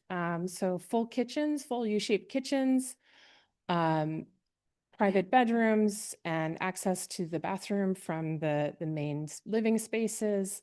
The 2 bedroom is a very similar expansion of the 1 bedroom apartment. And then lastly, the manager's apartment because of its location, gets a living room on the corner, also gets the U-shaped kitchen. We're considering an in-unit washer dryer for that particular unit, but otherwise a 3-bedroom, 2-bath, full bath apartment. And that's it. Thank you very much. Okay, thank you very much. Are there questions for the applicant? Yes. Thank you. I do have a couple of questions, if you don't mind. One, I think, is just more, I was intrigued, looking at the top view, which I guess in the staff report, there are lots of solar panels kind of throughout. You mentioned Yeah. that you're really leaning into that with the asymmetrical roof design, so you really capture the south sun. Yeah. Are you, I just want to kind of point out, I guess, that solar plus battery is really the modern kind of way you do it. I don't know if you're if there's room for batteries or how much, because there's a lot of solar panels. Yeah. You might need a lot of I just don't know if there's been kind of carve out for where the batteries might be, because solar by itself is not interesting, unfortunately, anymore. It's really solar plus battery is how, it's gonna make the biggest impact. Yeah, the building code obligates us to identify a solar access area for the roof, and we're really trying to maximize that solar access area. I think that is all detail that we have to develop as we, engage our electrical design. Yeah. We do have a preliminary layout that this is based on from a solar manufacturer, our solar provider, but we still have more coordinating I would just to do. really, again, I just think the battery is incredibly, almost as important as the solar itself is making room for the battery. So I would just highly suggest, plus there's awards you can get when it's a solar battery combo that are not available for solar only. Yeah, The appreciate second question I had was more reflecting on our visit when Councilmember Kendall and I visited Irby Ranch. And we looked at what was called caretaker lounge areas there. And they seemed very kind of repurposed. They weren't intended to be lounges and they were just making them lounges. I was just questioning because I can't relate the design. These are so vague. Yeah. Are the caretaker lounges really now being made to be with the actual sleeping area and a bathroom and things like that? Or are they still more, I should know if there's learnings from Irby Ranch that you translated this or how the caretaker lounge setup was being done? Yeah, I mean, they're really caregiver nooks. They're break areas for caregivers. They are office space for caregivers. So they are opportunities to take this break away from their clientele if the clientele is doing something else at that moment that doesn't need them to be present for. And that's really what the caregiver offices are for. And then there's also their own lounge where they can gather, they can take a shower, have their lunch, etc. Okay. All right. Yeah, it's fine. It's all good. I was just kind of thinking it could be, there was areas for improvement, what we saw in Irby Ranch, just because I think you learned what the caregivers need. So I was just questioning how that was incorporated. So Yeah, I appreciate that feedback. We are constantly referencing Sunflower's experience both at Irby Ranch and in other places to make sure that we are incorporating all the best practices that we can. great. Thank you. Okay, other questions? Thank you for the overview. Sure. I know you're trying to squeeze this into kind of a difficult site, which may be an understatement. We did get one comment with respect to the rear setback, which is in this scheme at 10 feet. I gather the code would be at 15. So just to play it out, if indeed there was a 15-foot setback, not a 10-foot setback, what does it do to the project? I You'd would have to chop the rooms in the back? Yeah, it chops. I mean, you see there the light blue dashed line is where that 15 feet is. So it cuts across 4 units times 3. So that's 12 units. The only way to keep them would likely be to push the building more towards Moraga Road, which we have heard through feedback with departments, less desirable. So that has been a strategy for us, is to give as much space as possible back there to both provide air and light for the residents of this project, but also to provide relief to neighbors. Thank you. Yeah. Other questions? Yeah, could you just clarify that sidewalk width again? Is Yeah. it 6.5 foot, but then goes down to 4.5? Just at the tree well. For the length of the tree well, it would be narrower. So 4 foot by the tree well. Mhm. And so just looking at that bird's eye view, Mm. so the parking lot, I mean, the trees on the street couldn't be moved into that green band that's adjacent to Yes. the sidewalk. So the darkest green that you're seeing are bioretention planters, and trees don't do well in bioretention planters. The zone at the front of the parking along Moraga is predominantly bioretention for the surface parking. And so one of the things that we've done is to try and balance to provide some landscaping at the rear of the parking lot to screen and landscape the rear of the parking lot, so the distant view has some landscaping as well, but also balance the need for screening at the front along Moraga Road. So there's a lot at play in the landscaping there that we're trying to balance. Yeah, I appreciate that. I definitely like the rendering with the trees added compared to the before Mhm. case. But 4 foot is a very narrow sidewalk, especially in our downtown area where we would hope to be having a bunch of foot traffic. So it's a trade-off, but Yeah. but I do think the screening is important and the trees are important as well. And I believe we're looking at tree grate covers that would allow for some additional experience of width, right? So we'll look into how can yeah. we help that feel like there's more space for people to walk. I think that would be great if it's actually traversable. Yeah, we will look into that. I think I don't have those details at my Okay. fingertips, but we Yeah. will consider that as Okay. a way to improve that Okay. pedestrian experience. Just you. following up on that topic, just setting the basis for my question. I agree that it's critically important that these trees have been added. I think that makes a huge difference to the way this project is going to be received and perceived by the residents. And I just want to confirm my understanding. The 2 trees that are shown there in the wells are intended to be London plane trees. I believe so. Okay. And my understanding from the arborist report that we received, there was a recommendation that there be a 3rd London plane tree in the comparable sidewalk area to the south outside the building. And my understanding is that there could be an issue given what needs to be undergrounded with respect to utilities in that area. But I further understand, I just want to confirm this, is that if it can be accommodated, you would put a 3rd London plane tree in that spot if it can be done with the undergrounding. And I'm asking that 'cause I think Yeah. that would be critically important in terms of screening the project. We understand the critical value that trees have to both cooling our urban environment and the experience of Lafayette and the downtown nature of Lafayette. I think that we will look into that. What we have discovered so far is that we need about that much width in front of our building to get all of our various utilities of fire, water, domestic water, electrical, irrigation, et cetera, which are complicating that. I understand that. I'm saying if you can do it, would you do it? Yes. Okay, As I look to the client. Thank you yes. thank you very much. Thank you. And I just want to confirm, just following up, because my understanding that this design has changed from the last one, Mhm. and the bioretention area that's in the middle of the parking lot on the west side, that does include the landscaping strip. There is a landscaping strip along the sidewalk, correct? Mhm. And it's intended to be 3 trees planted in that landscaping strip. It's on the plan. I just want, Yes.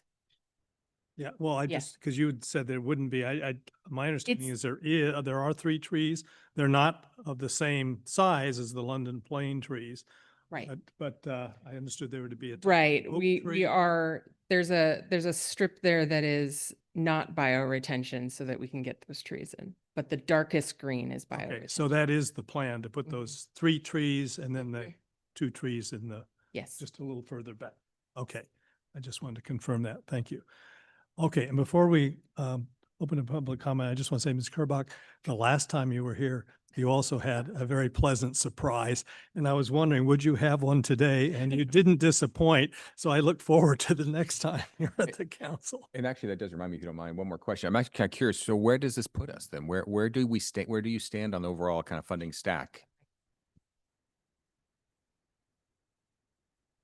Guess with or without the Measure X funding, so we can kind of understand the implication of that. Right. So this puts us in a great position to apply for low-income housing tax credits. So we couldn't apply for round one in 2026 because we were waiting on the county money because the application was in early April.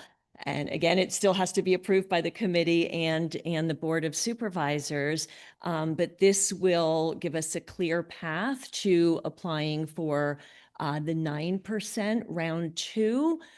And I'm going to put a tiny little asterisk on that. And this is last week, HCD announced a new MHP NOFA for projects that have already received state funding. So that would be us because we got the 19.6 MHP funding. And for those projects, they are opening up a new NOFA due June 5th for kind of like gap financing with the understanding and the commitment that you would then apply in September for the 4% tax credits. And obviously there's a gap between a 9% credit and a 4% credit. So we even had our financial consultants, California Housing Partnership, run models in January of a 9% and a 4%. And we didn't think we'd be able to apply for the 4% because we wouldn't have had enough money. So we are in the process right now of analyzing that with California Housing Partnership. But it looks like we will be able to apply for the June and request some additional funding so that we're in a position to apply for 4% credits instead of 9% credits, because under the One Big Beautiful Bill, that 4%, my understanding is the pool essentially doubled for low-income housing tax credits. So I think your odds increase for the 4% versus the 9%.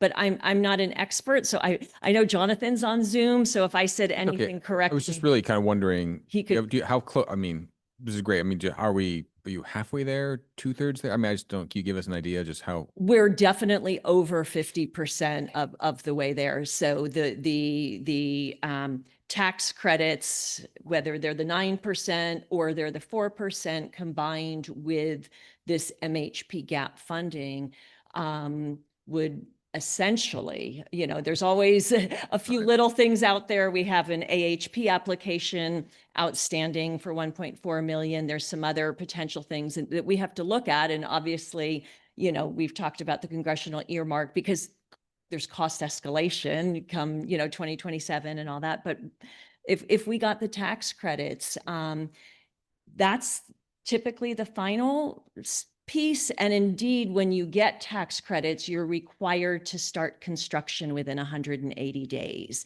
So that's why it's always the last piece of the capital. So this stack. could be soon.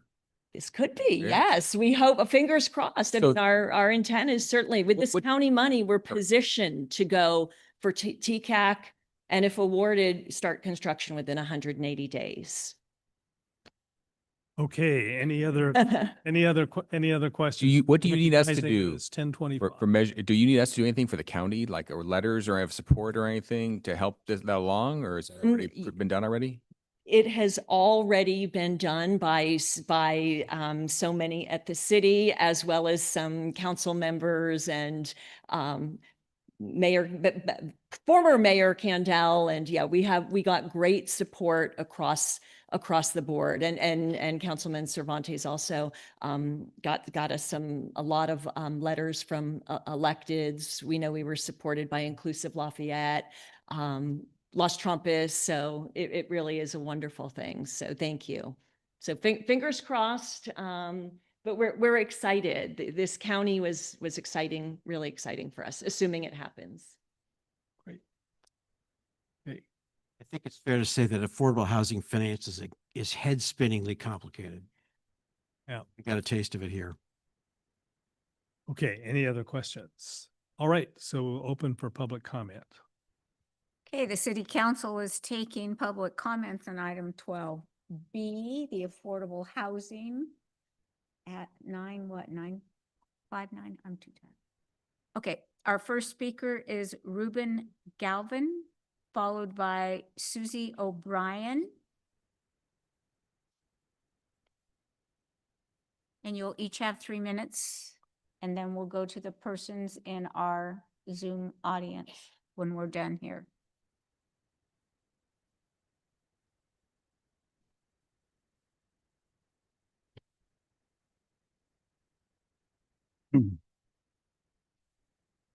Good evening, Mayor Anduri, council members, staff, and members of the public. My name is Ruben Galvan. I'm a field representative with the Norco States Carpenters Union, Local 152, covering Contra Costa County. I'm here tonight to ask a simple but very important question. Will there be strong labor standards on the Saha Sunflower Hill project? By strong labor standards, I mean fair wages, quality health benefits, real opportunities for apprentices from state accredited programs, and clear enforceable labor compliance measures. Labor compliance is critical. Without it, we too often see unsafe job sites, workers being paid below industry standards, and in some cases, serious violations like workers' misclassification or even wage theft. These concerns are serious. They directly impact the safety, stability, and dignity of the people building projects like this. There are concerns with bad actors Saha has contracted before, like Huff Construction, Midstate Construction, and Brown Construction, just to mention a few. Brown Construction and its subcontractors have faced multiple legal actions and penalties for unpaid wages on public works projects. Don't take my word for it. You can verify on constructionwagewatch.org. That's why transparency and accountability here matter. We had yet to get a commitment from Saha to use responsible contractors. The lack of commitment is concerning, especially given its importance, the importance of the development. I want to be clear. I support affordable housing. This project serves a vital need for the community, especially for individuals with intellectual and development disabilities. But supporting affordable housing should not mean lowering expectations for these projects. We should be able to do both, provide housing for those who need it most, and ensure that jobs created are safe, fairly compensated, and held to high standards. This is an opportunity for the city to set clear expectations that this project will be built right by responsible contractors with strong oversight and accountability. So I ask again, will the Saha Sunflower Hill project include strong, enforceable labor standards that ensure fair wages, health benefits, safe job sites, and real compliance? Thank you for your time. Okay, thank you. Are there questions for the speaker? Okay, thank you very much. Susie O'Brien to be followed by Rebecca Callahan Klein. Okay, good evening, Mayor and members of the City Council. My name is Susie O'Brien, and I'm a resident of Moraga, raised in Orinda, and I've raised a family of 4. I'm here tonight to express my strong support for the proposed 42-unit affordable housing community for adults. As a parent of a daughter in her mid-20s who was born with Down syndrome, this project is deeply personal to me. In our area, there are incredibly few housing options that allow adults like my daughter Fiona to live independently while still being part of a supportive, community-oriented environment. This development represents something truly meaningful. It offers the chance for individuals to live alongside their peers, build friendships, and participate in social activities that enrich their lives. Just as important, its downtown location provides access to shops, restaurants, and everyday experiences that many of us take for granted. For families like mine, proximity matters. Knowing that my daughter could live nearby, close to her parents, her extended family, and the community she has grown up in brings a sense of comfort and possibility that's hard to put into words. Lafayette has always been known as a welcoming and inclusive community. Approving this project in the heart of downtown sends a powerful message that this is a place where everyone belongs. I respectfully urge you to support this development. It's not just housing, it's an opportunity for dignity, independence, and connection. Thank you. Okay, thank you very much. Other questions? No, thank you. Rebecca Callahan Klein, followed by Nancy Wallace. Good evening. Thank you so much for all of your support for the Sunflower Hill project. I'm Rebecca Callahan Klein, otherwise known as Lillian's mom. And I just wanted to say we love living in Lafayette in part because it's such an inclusive community, and to be in a place where every member of our family is welcome and supported is really important. As a resident, I also think there's 3 reasons I wanted to say, in addition to the possibility of Lillian maybe living at Sunflower Hill sometime in the future, there's 3 reasons I think we should support this. The first one is this is genuinely affordable housing for people who have the least means, and figuring out that magic of how to make it all happen is very hard. And I just want to really compliment the whole team for pulling together the kind of financing that supports long-term affordability. Second thing is, I think the most important thing is connection, and this physical location and the programming that's in a Sunflower Hill development allows the residents to connect with each other. The physical location allows them to connect with the community and also with jobs and with other programs that allow them to contribute their skills every day. And I can't underscore that because that's what makes life have purpose. And the last thing is I really want to tip my hat to the program team for sustainability in all of its aspects. The sustainability of this physical space, the financial sustainability of it, and the long-term environmental connectedness is really important. And I just think this is going to be around for a long time. And when we're dead, as Lillian calls it, when the day of doom happens, we know she's going to be supported and be in a community that's going to be able to sustain her life and sustain the community life. Thank you. Okay, thank you very much. Nancy Wallace, to be followed by Brian Winter.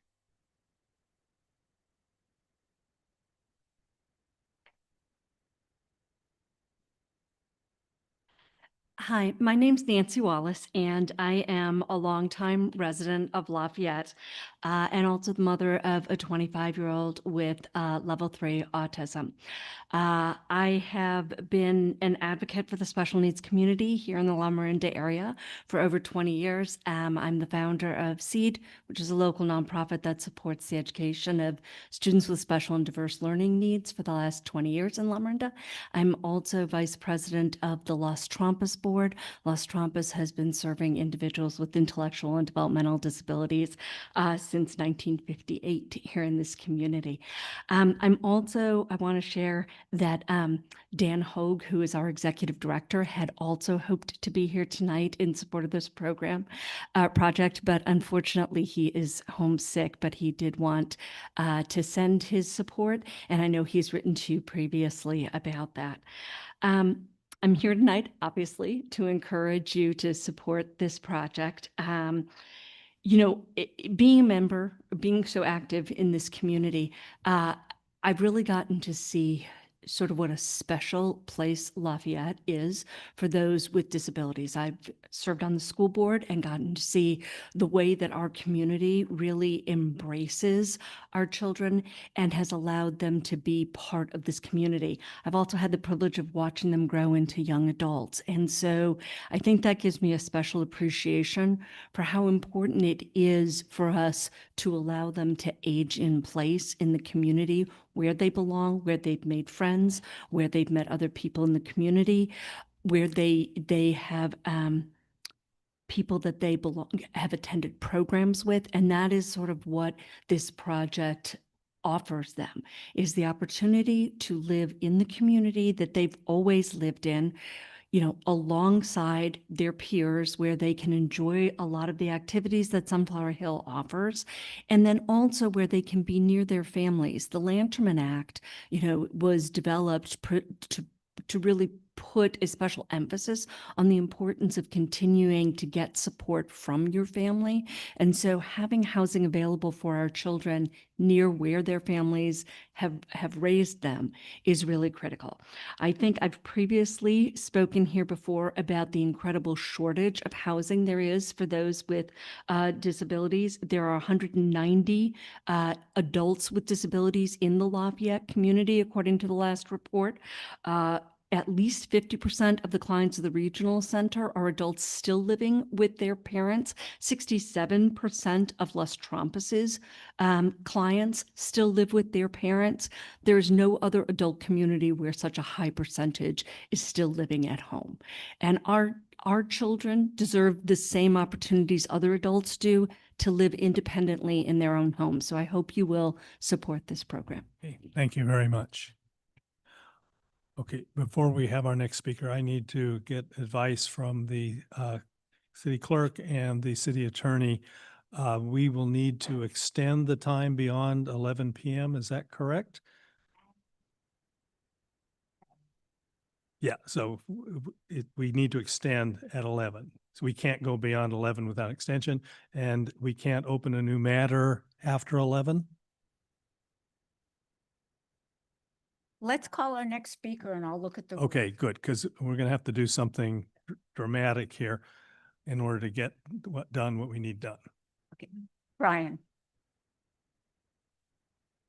Good evening. My name is Brian Wenzel, and I live here in Lafayette.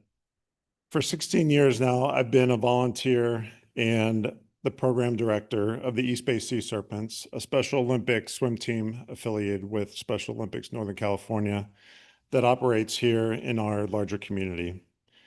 Every Sunday, our team brings together more than 130 swimmers with intellectual and developmental disabilities, along with an incredible group of over 160 volunteer coaches, many of them high school volunteers and students in our community. We're a 100% volunteer-run program focused on building confidence, independence, and community through sport. I'm here tonight to strongly support the development of housing in Lafayette for individuals with intellectual and developmental disabilities, because here's what I see every single week. I see athletes who are capable, motivated, and eager to be part of their community. I see friendships forming between athletes and volunteers that go far beyond the pool. I see families doing everything they can to create stability and opportunity for their loved ones. And I also see a looming challenge that many of these families face. What happens next? Where will their son or daughter live as they grow into adulthood?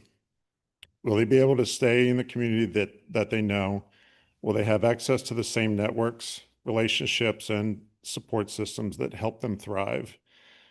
Right now, too often that answer is no. Without local supportive housing options, individuals with intellectual and developmental disabilities are frequently forced to move far from the communities where they grew up. This means losing access to programs like ours and losing friendships, losing a sense of belonging that is incredibly hard to rebuild. This project is about changing that. It's about giving people the opportunity to remain part of Lafayette, not as visitors, but as neighbors. It's about creating pathways to independence while still providing the structure and support that many individuals need to succeed. And it's not just about residents themselves. The impact ripples outwards. For our volunteers, many of whom are students at Akalani's, Camp Lindo, Miramani, are shaped by these relationships. They learn empathy, leadership, and inclusion in a way no classroom can teach. When our athletes remain part of the community, those connections continue, and that matters. Housing like this strengthens the fabric of Lafayette. It reflects a community that doesn't just value inclusion as an idea, but builds it into the way of life. I encourage you to support this project and to help ensure that Lafayette continues to be a place where everyone has a place. Thank you for your time. Thank you very much. Okay, Mayor Anduri. No, a council meeting should adjourn at or before 11. Majority can agree to extend the meeting, but no new item may be taken up after midnight. Oh, okay. Okay, so you're safe. Yes, If you would like. I'm hoping so. Yes. Okay. Do we have additional speakers? Yes, we do. Kirk, Wandy, and then if anybody else in the community hall would like to speak, fill out a speaker slip if you have not already spoken, and then we'll go to our people in the Zoom audience. And just about how many are there in the Zoom audience? Okay, thank you. Welcome back. Oh, I do. I'm very excited about this project. I wasn't even aware this was on the agenda for tonight. So this is I'm just going from my heart, but I have a 34-year-old brother who's severely intellectually disabled. He lives in South San Francisco, and I've watched my parents watch him get kicked out from home because the landlord sold the property or it wasn't the right fit. And it's very hard. It's extremely stressful watching someone who needs consistency and needs relationships be moved and moved and moved again. So the prospect of even my brother being able to come to something like this, I don't know if he qualifies, but is just so heartwarming to me. So just from a personal standpoint, I wanted to say I really appreciate everything that you all have done to further the project to this point. My question really was, what can we do? And it sounds like everyone has already leaned in to get it to where it is today. But if there is anything that residents in the community can do to push it forward, please let us know. And the last thing I wanted to say that's been said, I guess, is the physical location of this place is just amazing because so often people are pushed out, right? They're not in the heart of a community. And this is right here. It's right across the street from where my kids go to school, where kids have to learn to interact with people who are different from them, see them on the trail. I live right next to the trail. I love seeing the people from Los Trompas every day. It warms my heart. And so just having this right here in the center of town there's something just so special about that. So I really hope that we all continue to support it. And I know there's sidewalk things and trees and all of that, and I don't want to diminish it, but in the spirit of what, this means to the community, it's just really important. So thank you. Thank you. Okay, our speaker in our virtual audience at this time is Robert Lavoie. Please unmute yourself. Hello again. Welcome back. Thank you. I know I don't need to really voice my support for this because I know you guys are all in support, and so am I. So this is just a minor little tweak. As a person that rides my bike downtown on that sidewalk regularly, and if any of you have, you know that it's probably about 4 feet in a lot of places, and a lot of little street signs and other just things to run into. So it would be a great opportunity as we're redeveloping this site to make sure that we get enough width on the sidewalk. I thought I read in there that it was mostly 10 feet wide, and I would encourage you to make sure you design it that way. And if the trees are, the trees just shouldn't be in the middle of the sidewalk. I looked up the London plane tree, and it says it grows up to 130 feet and the circumference up to 10 meters. That's 3.5 meters. That seems a little big, but anyway, that would take up the whole sidewalk. Um, I think something that can live in the bioretention pond is what you ought to consider and get the trees out of the sidewalk. It's just really important. This is a great opportunity. That's one of the busiest sidewalks we have, and we should make it as wide as possible there. And I love trees, but I would say don't put a tree there. It's going to lift the sidewalk and block the traffic, and just get something that can live in the bioretention pond that gets wet, has wet feet for 3 months. And I think that's it. Thank you very much. Thank you. And I support the project. It's great. Okay, thank you. Is there any other public comment? No additional speakers at this time, Mayor Endery. Okay, the applicant has an opportunity for rebuttal. If you wish to take it, you'd also be an opportunity to respond to the question that was asked, if you wish to respond. Would the applicant like to speak? Just a quick statement, and that is that the project is absolutely paying prevailing wage. And we did ask our general contractor, we have selected Sinceri, and about any claims, including wage, lawsuits, anything like that. And they have assured us that they have never had a claim filed against them. I'm not exactly sure how long they've been in business, but I know it's over 20 years. It might even be like 40 years. So anyway, that's all I wanted to say on that. Thank you. And also thank everybody. Thank all of you for your time. Thank you. Okay, thank you very much. All right, we'll close the public hearing, bring it back to the council and discuss, well, we'll go to the resolution. Before we do that, just one quick response to Mr. Lavoie. London plane trees are all up and down Mount Diablo Boulevard in the median on each side, particularly in the block, Trader Joe's. They do not grow to that height in Lafayette. They do not have a diameter of 10 feet. They may have a circumference of 10 feet, but they don't quite take the whole sidewalk. Okay, so are there any particular points? We have a resolution and then we have the conditions of approval. Are there any comments? Or shall we go right to the resolution? Is there any issue that someone would like to address? No, I don't have an issue. I just like a comment that I just want to appreciate express my appreciation on the design changes. The last one I saw, at least the January version I didn't see. I guess I just saw the original one, which is very blocky facing Mount Diablo. So I just want to express my appreciation that I think you've really captured the spirit of a lot of the buildings we love around Lafayette. And if I could echo that, I mean, when I saw this new schematic, because I think I missed the January one, I was 2 thumbs up, especially relative to the earlier one I saw. The people engaged in this, I think, did a great job.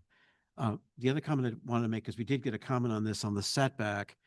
It's helpful to understand that if you took, instead of a 10-foot setback, it was 15, which would be the standard, you chop up 12 units, or you shove the whole building up 5 feet, which would be right into where all the utilities are coming in. So it's a tough site. I get it. I think that sometimes you just have to sort of like make the best compromise you can, which is what I look at this. I think that's what's been done.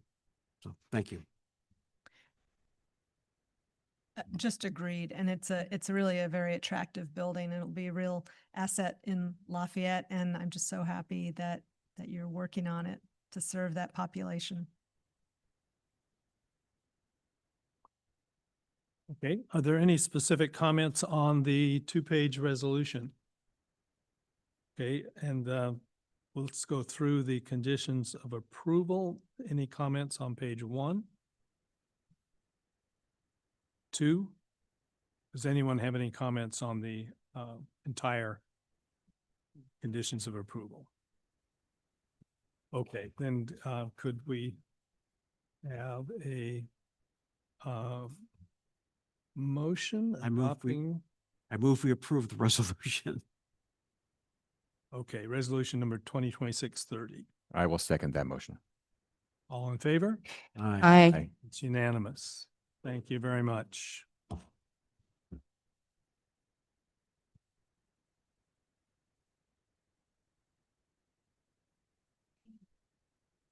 Thank you, guys. Okay, we're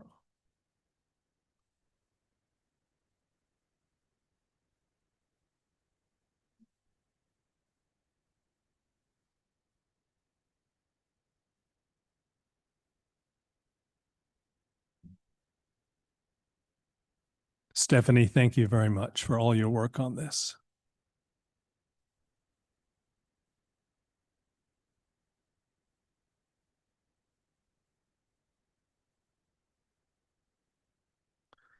Okay, we're on to item 12C. Monica, the floor is yours. Thank you. Good evening, Mayor and council members. Today I'll be presenting an overview of MTC's updated TOC incentive program. Since the council last reviewed this item, MTC has significantly revised the TOC policy. The program has shifted from a mandatory compliance framework to a voluntary incentive-based program. Importantly, the city's eligibility for general OBAG transportation funding is no longer tied to TOC performance. Instead, TOC now offers access to a separate 45 million funding pool for the city that could mean approximately 1 to 2 million in additional funding if the city chooses to participate and meet the scoring threshold. This slide summarizes the work that the city has completed over the past year to evaluate the TOC policy. We began in May 2025 with a comprehensive analysis across the 4 TOC categories. Over the summer, we had several planning subcommittee meetings to discuss strategies, trade-offs, and potential approaches, and completed a self-assessment using MTC's draft evaluation framework. In the fall, we coordinated with MTC and other East Bay jurisdictions, including a check-in meeting with MTC and participation in regional discussions. City staff received direction from City Council to submit comments to MTC, requesting that the mandatory TOC requirements be replaced with voluntary incentive-based guidelines. As the policy evolved, staff continued tracking updates and reassessed the city's position based on the revised framework. Most recently, in March, we reviewed the final OBAG 4 framework and the adopted TOC incentive program.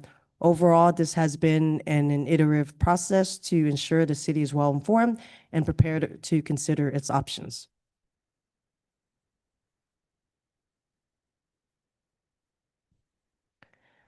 At the October 14, 2025 meeting, the staff identified several key concerns with the original TOC policy, including the funding structure, feasibility for smaller jurisdictions, and the administrative burden. These concerns were shared with MTC and regional partners. On January 28, 2026, the Commission approved the OBAG 4 funding framework, including the 45 million TOC incentive program and 5 million North Bay set aside. There are no requirements for TOC consistency for remaining OBAG funding dollars. The incentive program addresses the city's concern regarding previous mandatory approach. A minimum of 85 points is required to be eligible to participate in the TOC incentive program. Jurisdictions below 85 remain eligible for all other OBAG county and regional funds. Funds could be used towards any project eligible under the OBAG 4 county program, including planning and capital projects across roadway, transit, and active transportation. The submission deadline has been extended to July 1st, 2027. The city previously raised concerns about increased density, particularly in areas with evacuation constraints, as well as concerns about mandated housing policies. The revised program addresses some of these concerns. MTC's updated administrative guidance allows jurisdictions to satisfy minimum housing funding commitments through a mix of current year budget allocations, and it removes restrictions on specific funding sources. Protection policies are now in alignment with state law, eliminating the need for jurisdictions to adopt duplicative local ordinances. Jurisdictions may receive TOC credit for one or two required housing protection policies. The city also raised concerns about commercial office intensity standards, which could result in development that is out of scale with Lafayette's character. MTC has responded by reducing the weight of these standards in the scoring system, acknowledging that office development is less predictable in the current market. While the weight of this standard has reduced to achieve the points required for eligibility, it is likely that the city would still need to increase the minimum FAR for commercial office to 2.0. The TDOC's parking requirement presents both trade-offs and benefits. The parking maximums may not reflect local conditions where many households rely on multiple vehicles. This could lead to spillover parking in nearby neighborhoods. There are also concerns about reduced flexibility for larger households and compatibility with the city's semi-rural character. MTC responded by reducing the scoring weight for a residential parking minimum, reducing the need to set a residential parking maximum for eligibility. On the benefit side, reducing parking supports transit use, aligns with state law like AB 2097, and can lower development costs. It also encourages more efficient strategies like shared and unbundled parking, and it helps the city earn points towards TOC funding. MTC also made changes to reduce administrative burden. The deadline has been extended by approximately 18 months, giving cities more time to evaluate and implement the policies. The requirements to adopt a formal resolution has been removed, and some standards can be met simply by demonstrating compliance with existing state laws. With that said, pursuing TOC eligibility would require meaningful commitment of staff time. This includes policy analysis, preparing zoning amendments, assembling the documentation needed to demonstrate consistency with TOC framework. That effort would need to be balanced against other council priorities, including ongoing housing element implementation and other policy initiatives already underway. It could also impact the day-to-day processing of planning application, potentially slowing timelines for current development projects. In addition, TOC participation would involve ongoing monitoring and reporting requirements.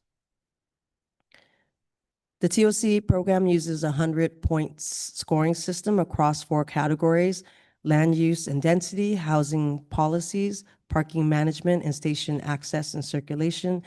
The city's current score is approximately 43 points. To qualify for funding, the city would need to reach at least 85 points.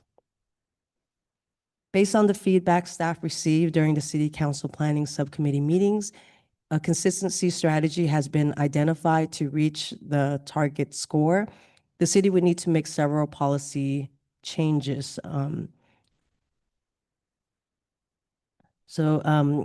In the land use and density category, the city would need to increase the minimum FAR to 2.0.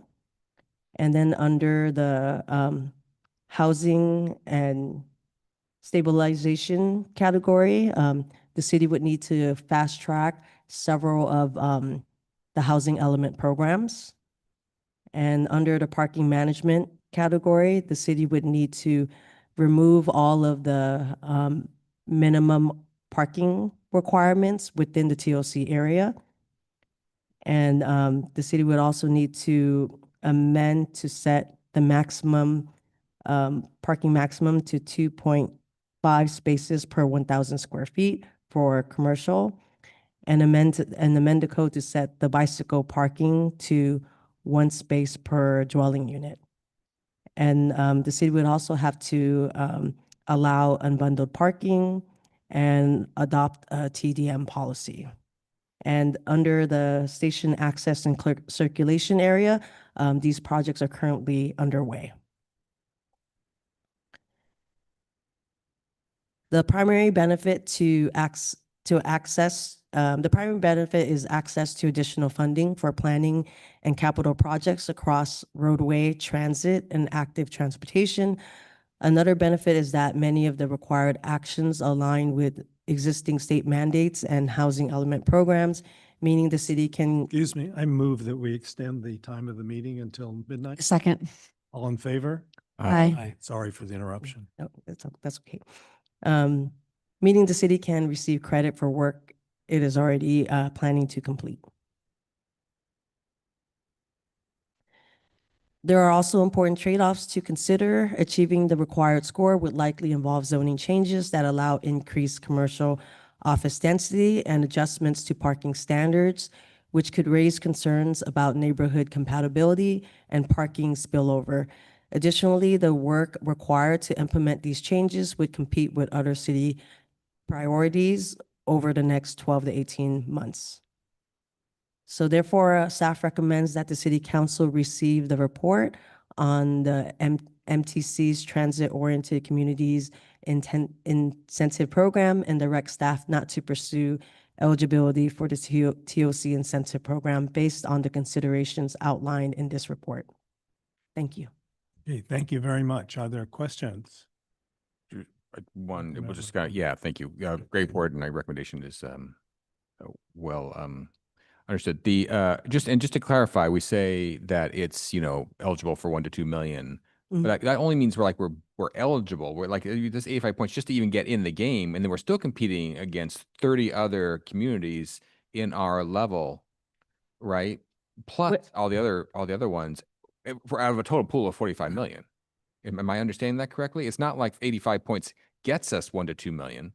It's just 85 points allows us to play in the game, and then we still have to be selected. Is that correct? When I looked at the table, it's my understanding that if the city has the 85 points, the city would be eligible and receive a minimum of 1 million because it says a minimum of. That's the way the math works, though. I mean, again, I'm conscious of the time, but well, that might be the case, and that would probably be the best case scenario. But when I add up all the potentials, that adds up to more than between all the different levels, adds up to more than 45 million.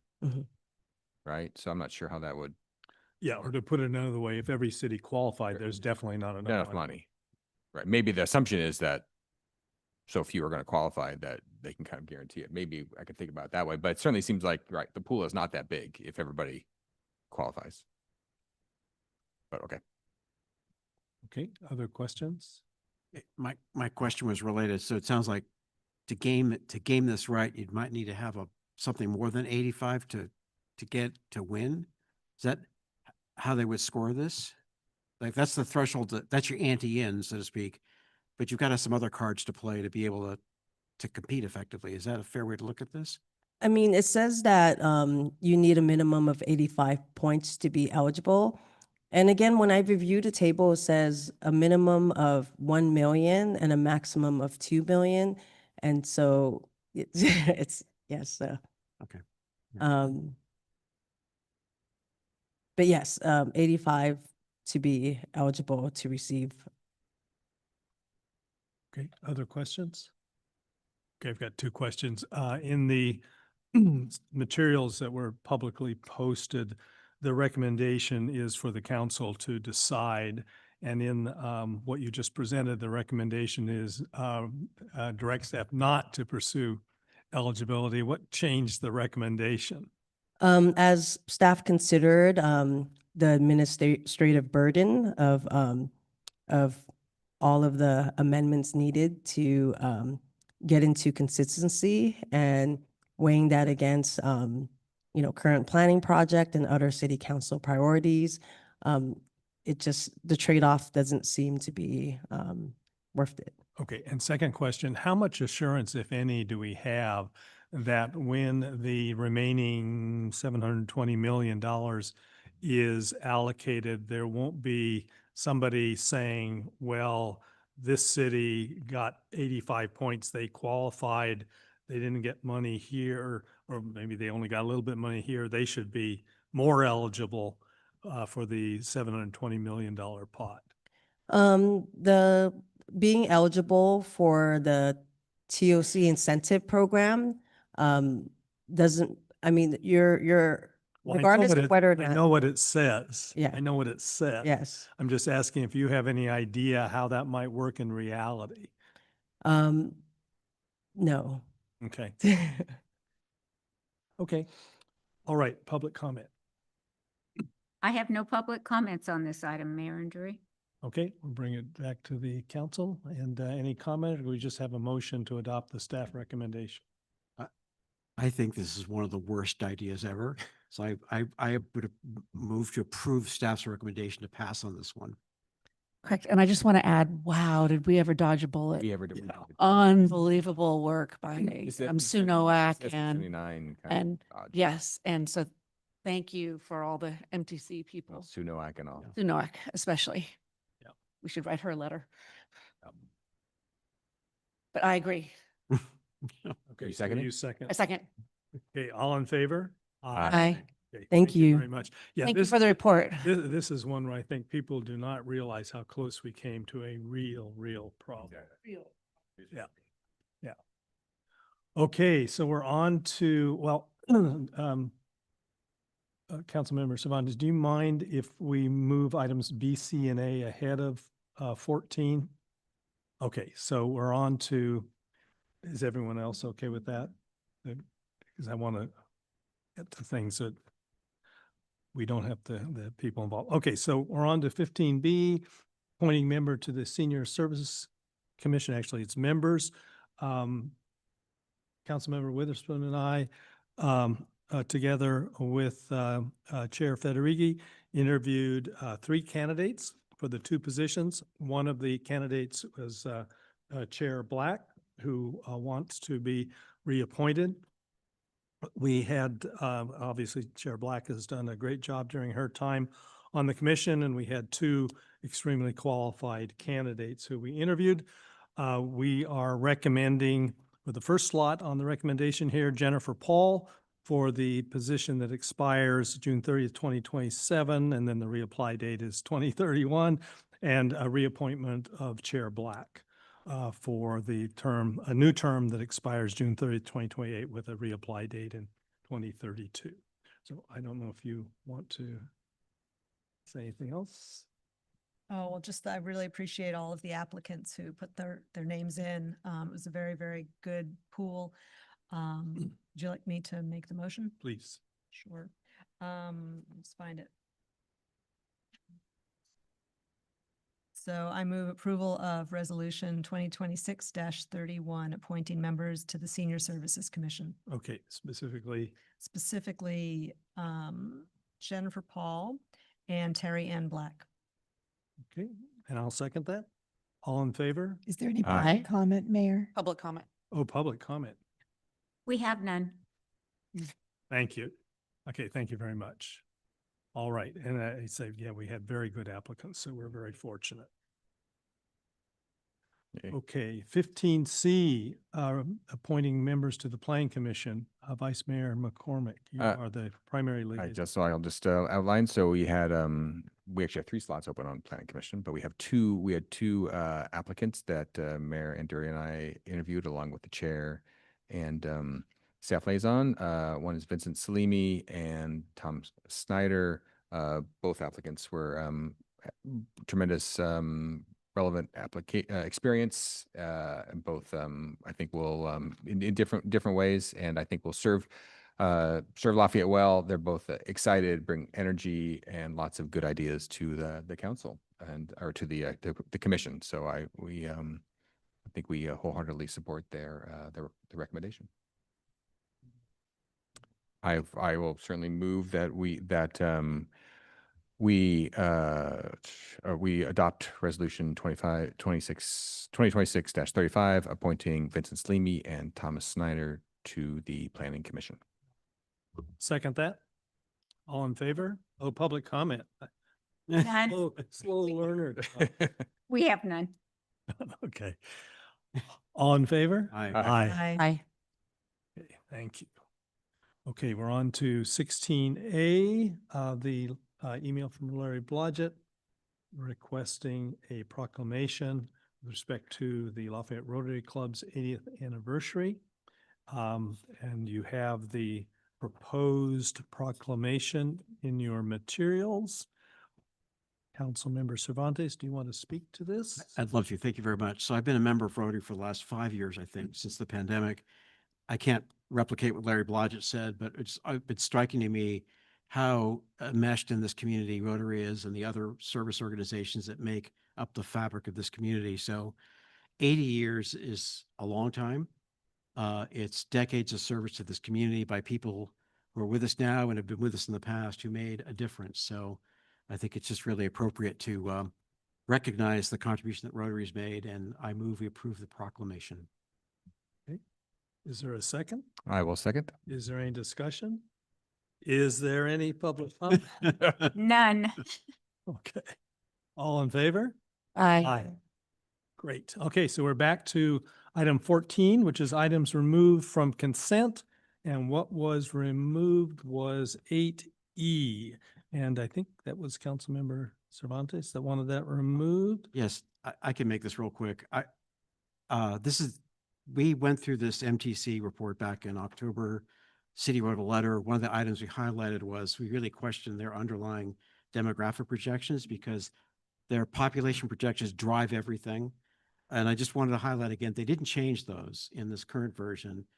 MTC is assuming a 23%, 24% increase in population in the Bay Area between 2020 and 2050. Department of Finance is assuming 5% over that same period. It's a difference factor of like 4.5 times. And all this in the context of a time when the Congressional Budget Office is pointing out that we're likely to be at a point in this country in a few years where deaths exceed births, and only immigration is keeping the population going. And the Congressional Budget Office projects that sometime in the 2050s, we'll go into decline. So all the MTC population projections flies in the face of all this. Who knows what the right answer is? But they received our comments and others and basically decided to just pass on that. And it drives a multi-billion-dollar program. So I just wanted to flag that and for the good of the order. Thank you. Okay, any comments on that? Any public comment? No public comment. Greg, thank you very much for staying for this. Great. Oh, sorry. My eyesight's also going. Okay, we're on to 15A. Any council member reports? Yeah, super quick. CCTA is going to have a TEP meeting in mid-May where they're deciding to go to a ballot measure and they want to discuss the priorities. And so I can't go for both days. And so thankfully, Councilmember Witherspoon can go to both days of this. And we're going to have a pre-session with Patrick like this week. Talking about the last time this happened, I just remember when they came out with the possibility of another sales tax, it fell flat on Lafayette because it did nothing for our area. And so this is the remedy to that, is that we're going to try to prepare and then make sure that all the things that we are looking to do, which are so great and fabulous, get into the planning process early. Great.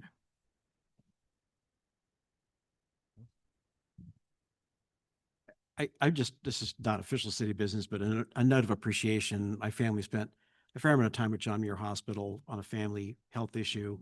And I just want to say that we are blessed in this area to have such great healthcare facilities, an amazing facility at John Muir, but the people who man it, I think really do something special for our community. So I just want to close on that just as a thank you to John Muir. I could just mention briefly, Mayor, I don't know if the East Bay Mud. We attended the mayor and I attended the East Bay Mud Ward 2 briefing last week, and nothing particularly new other than we got more solidity around the Lafayette Tower work. Their permit allows them to start kind of the deconstruction on May 1st. It's going to start soon thereafter.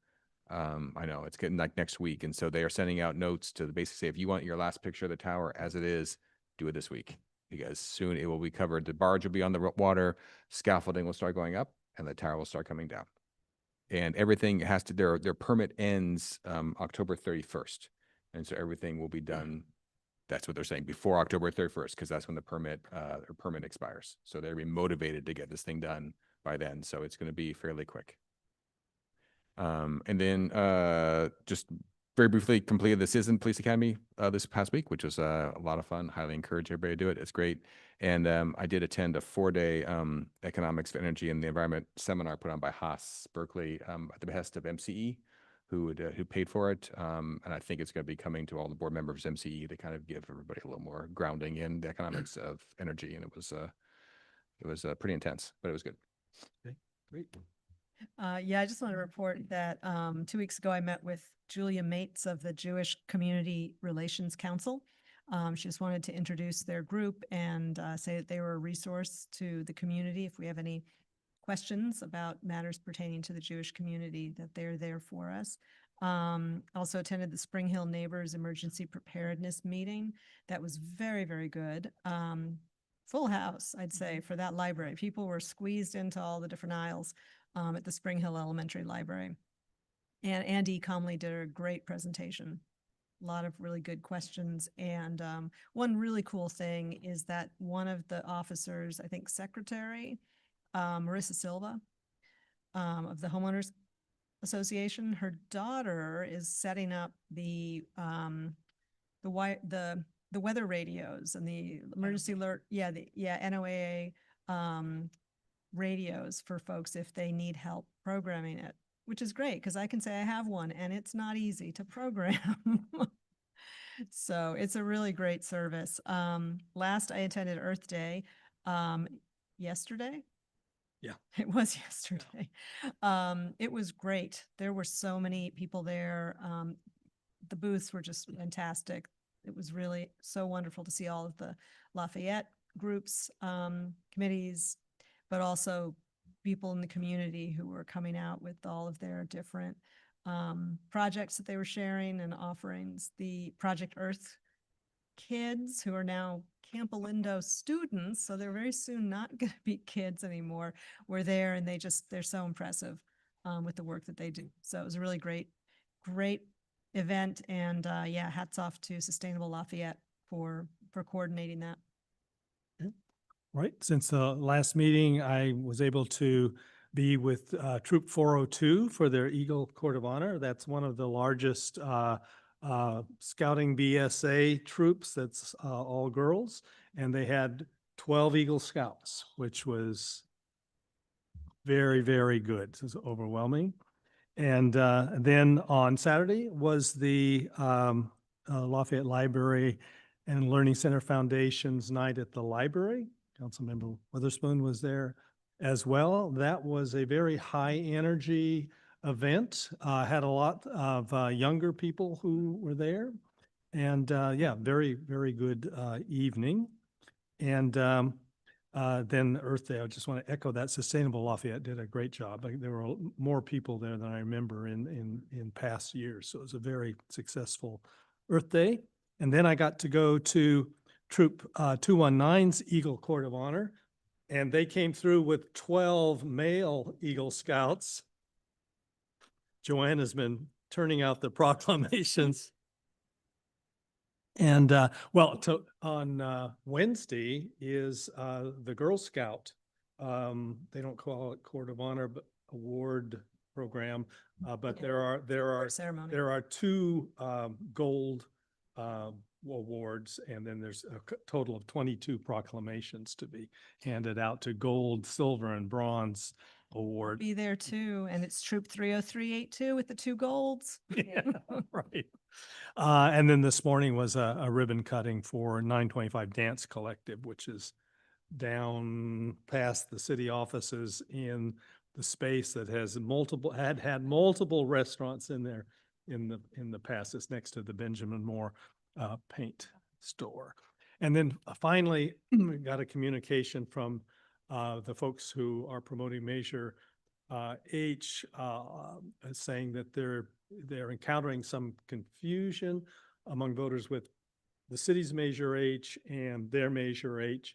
And so it might be useful to refer to our measure as the successful 2024 city tax measure. at least for the next couple of months, so that we don't confuse anyone. Okay, anything else before we adjourn? All right, we are adjourned.